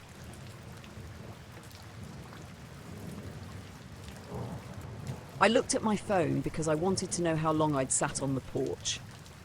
The sky was the kind of dark that comes after the sun has given up, a loose bruise of purple over the ocean, and I'd been watching waves trim the cliff for a while. My screen said 10:12. I remember thinking, that's late, I should probably be in bed. Then I blinked and the phone pulsed and the time jumped to 11:12. I frowned and checked again. The lock screen refreshed like it always did, and the little digital numbers were firm. 11:12 p.m. I could have sworn it was 10:10ish when I'd stepped outside with the mug of tea. I opened the clock app. No alarms, no weird settings, everything normal except for the hour. I tapped the power button to lock the screen, tapped it again, same time. The wind dropped. That was the first thing that felt off in a way that mattered more than a clock. All at once, the clatter I'd gotten used to, gulls, the distant laugh of a road far below, the chain link rattle from the lobster traps, folded in on itself. It was like someone had put a hand over the neighbourhood's mouth. Down on the beach, tide went on doing what tides do, but the sound came at me muffled, far away. Even the greying fog drifting up from the water slowed, like it got stuck in syrup. I set my mug on the porch rail and listened. The town's one bar, the one I could hear from my house on busy nights, was quiet. No car passed on the coastal road. The world was small and empty. That's when I noticed the light. It was low on the western horizon, a dim disk hovering over the line where the sea met the sky. It pulsed, a slow breathing in and out, not a strobe or a flash, but a soft inhale of brightness, and then a retreat. It drifted too, just a few degrees one way and then back, like something unsteady trying to decide its course. At first, I thought it was a lighthouse or someone with a handheld lamp out on a boat. I watched it for a long second and then realised the usual lighthouse, Summer Point, was off to my right, farther up the coast, and its beam was thin and regular. This light was different, round, grey-beige, like a coin lit from within. It didn't blink in the same rhythm as any navigation light I knew. I pulled up the weather app. It displayed my location and a neat forecast. And down at the bottom, the little animated radar showed clouds drifting, same as the sky. The timestamp on the radar overlay matched the phone's clock, 11:12. I scrolled until peace turned to the prickly, unsettled feeling you get when something in your brain can't fit the new data into the old shape. There had been other small things before the jump, things I chalked up to tiredness. My neighbour's dog, Milo, who barks at any human who walks by, had not barked once while I was out there. Twice earlier I saw a silhouette on the other porch, Mrs. Hahn's shape, the way she leans on her cane, stand at the railing and look out at the water. She'd never come back inside. Either she forgot to, or she stood there just watching. Her porch light hummed and dimmed, then brightened, and when I waved at her, she didn't wave back. I tried to take a picture of the light, because, stupid as it sounds, I kept wanting proof that something had happened. The phone camera focused on empty sky and took a photograph of a single grey smudge that looked like any cloud. When I zoomed in, nothing resolved. No outline, no halo, just pixels like any night sky. I deleted the photo and felt ridiculous for even trying. I went down the steps and walked to the edge of the yard. The grass was still dewy and cool under my shoes, the smell of salt and cut seaweed in the air. Up and down the coast, house lights were on and off, some windows glowing warmly, some blacked out, but the light on the horizon pulsed by itself, unconnected to any house. It moved slowly, a hesitant slide along the skyline, and with each gentle pulse the colour washed a little into the clouds, as if it were checking whether the sky would answer. When I turned my head sharply toward the road, I could have sworn the street lamp that usually flares at the corner of Maple and 3rd flickered and then stayed dim. Then it came back. Little things like that made my stomach tighten. The radio in my kitchen, the small one I leave on for white noise, had been playing low when I walked out. It was off now, not that it had switched tracks or gone silent. It was physically not on. I could see the red LED dark. I called my sister. She picks up my calls at all hours and jokes that she's my emergency contact by default. Voicemail. I left a message about the light and the weird quiet, kept my voice as steady as I could. After the tone, I sat on my steps and didn't move, listening for the beep telling me she called back, but nothing. My phone pinged eventually with some spam alert about delivery in transit, and I felt a small rush of relief at a thing that was normal. A flock of starlings swept in tight above the cove and slowed, so tight they looked like a single dark coin moving, and then they stopped and hung in the air for a beat. I watched the motionless black mass and felt deeply stupid for staying outside when all the world had gone odd. The birds then dropped like a blanket and scattered into the fog with a sound a little like paper tearing. I remember thinking I should drive down to the beach. A place full of houses left me less alone than my porch did. If anyone else had seen anything, they'd be at the parking lot with their phones up. And even if they weren't, the movement of people would make me feel less like a single eye watching something. But when I checked the clock again, it was at 11:46. 34 minutes had gone by. I had not moved. I had not gone inside to look at the oven timer or any other clock in the house. I'd sat down, gotten up, walked to the yard, called my sister, taken a photo, and lost at least half an hour without remembering how. That missing time did a thing to my head. My lungs tightened. I could feel the night's weight settle on my shoulders. I kept telling myself this was some glitch, that the phone's time zone had hiccuped or that I'd misread earlier. But phones usually don't just grant you an hour you didn't live through. The light drifted closer to the line of the cliffs, and the pulses slowed, each one a little heavier. I tried again to get a photograph. This time, when I lined up and held the shutter, the exposure stretched the light into a thin smear that looked like a pale coin dragged across a black sheet. The phone said the picture was taken at 11:47. That number felt excessive and tiny at once. I did a thing I hate. I turned my back to it. I walked to the house and locked the door, almost mechanically, the way you do when you want to create a wall between the world and whatever sits behind you. I stood in my living room with the lights on and pressed my forehead to the glass of the front window. Through the panes, the light was visible as a steady wink beyond the trees, but the minute I looked directly at it, the pulse seemed to lose its rhythm and the glow thinned. I thought I saw it wobble, like a breath stopping when you hold your own. The rational part of me, the part that keeps paying bills and returns library books on time, told me to go back out and document it properly, maybe call someone with binoculars. The rest of me stuttered and wanted to crawl under the covers and be anywhere else. I chose to drive. I took the old pickup down the coastal road, windows cracked for the cold. The town was empty. The street lights were all on, all normal. For a minute that felt like an hour, I drove slow and watched the horizon. The light kept a steady arc along the skyline, drifting as if the air itself were a shallow pool and something beneath it was pulling a pebble. It made no sound, no boat horns, no engines. It gave off no heat I could feel when the truck window was down. The air smelled exactly as it had on the porch, sea and damp wood. At the beach parking lot, a single car sat with its hazards blinking. Someone had parked and left, lights deserted, a blanket of small orange cones forgotten in the back seat. No one around. No footprints in the sand at first light, but in the damp closer to the water there were shallow prints, too big for a child's shoes, too symmetrical to be a person trudging, like the outline of a shallow ring. I knelt and pressed my fingers into sand. The indentation felt solid and old. I stayed until the light dimmed completely, not with a sharp cut, but like a hand closing over a lantern. It thinned and then it simply was not there. Sky resumed being sky. The town's noise came back as if someone had pressed play on the world. A dog barked in the distance, a highway rumble crept up over the cliff, a single car passed on the coastal road. My watch read 12:13. The missing hour had not reappeared. The numbers were instead further ahead than I remembered. I drove home slow, hands white on the wheel. When I pulled into my driveway, the porch light was on. It was a neighbour's habit to leave it on overnight, but tonight it was off. I turned the knob and the house smelled of the tea I'd left on the stove and nothing else strange.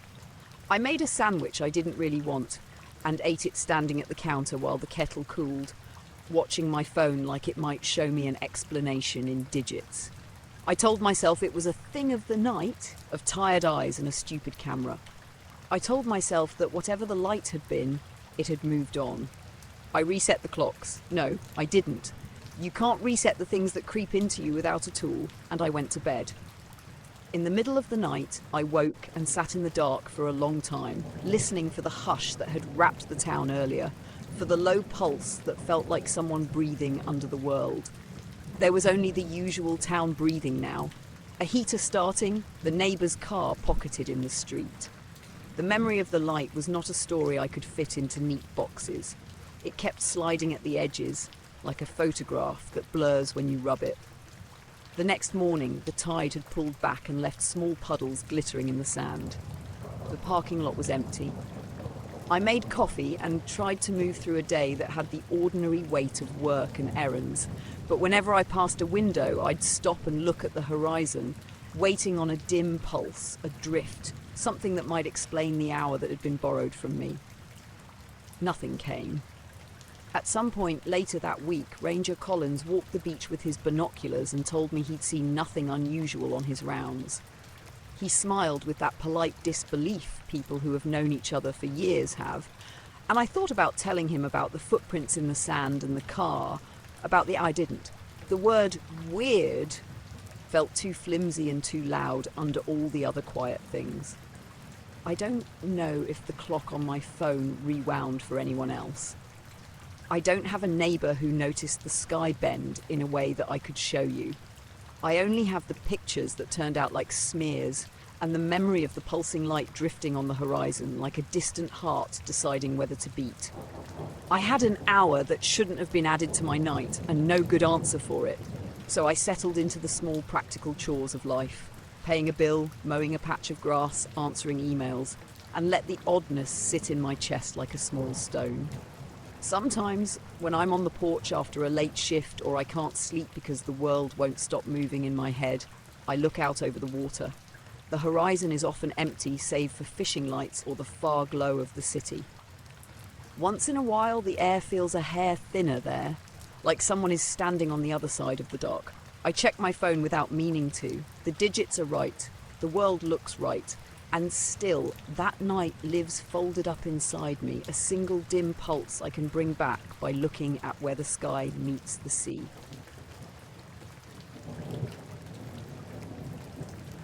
Something tapped the tent, soft and patient, like someone thumbing the side of a car to get your attention. I woke up because of it, sitting bolt upright with my heart thudding in the dark. For a second I couldn't tell where I was. Then the smell of damp earth and the thin smoke from the dying fire hit me, and I remembered I was alone out at Willow Bend, my little summer spot 2 miles past the last paved road. It was late August, humid enough that even at midnight the air felt heavy. I had set the tent up in a small clearing ringed by birch and scrub oak. I was careful about light.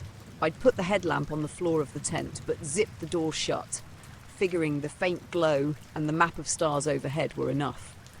I kept my phone in airplane mode because the signal was spotty and I didn't want it draining the battery. I thought about the tapping again, listening for the pattern. It came 3 times, spaced like a slow metronome, tap, tap, tap, then stopped. I lay there for a moment, telling myself it was a branch or a raccoon. Raccoons are bold, I thought. They would rummage, they wouldn't tap politely. Still, I eased the zipper a crack and peered out. The clearing was a black bowl. The stream at the far edge made a low, constant sound, and the fire coals sent up little sparks that floated up and vanished. Nothing moved near the tent, no eyes reflected back. I told myself to go back to sleep. The tapping came again, closer this time, and not where the raccoons usually came in from. It sounded like fingernails on nylon. I unzipped the tent fully and pushed the flap aside. Dew cooled my hands. The flashlight in my palm threw a narrow cone that hit nothing but grass and my own shadow. I walked a slow circle around the tent, shoes making muffled crunches. The grass bent under my feet and smelled like crushed green things. There were no tracks leading away, no distinct prints, just the faint random press of someone stepping through the clearing at some point. That's when I saw it. The grass around the tent was flattened in a perfect circle, maybe 5 feet across. It wasn't trampled in the messy way animals do. The blades lay down outward from a centre like someone had tamped a ring with the bottom of a bucket. My light made a shallow halo across the flattened ring, and for a second I just stood there feeling stupid and very small. I knelt and ran my fingers through the grass. Cool, damp, not burned, not stained.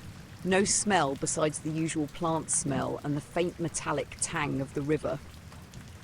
The weird little things started earlier that night, but I'd shrugged them off.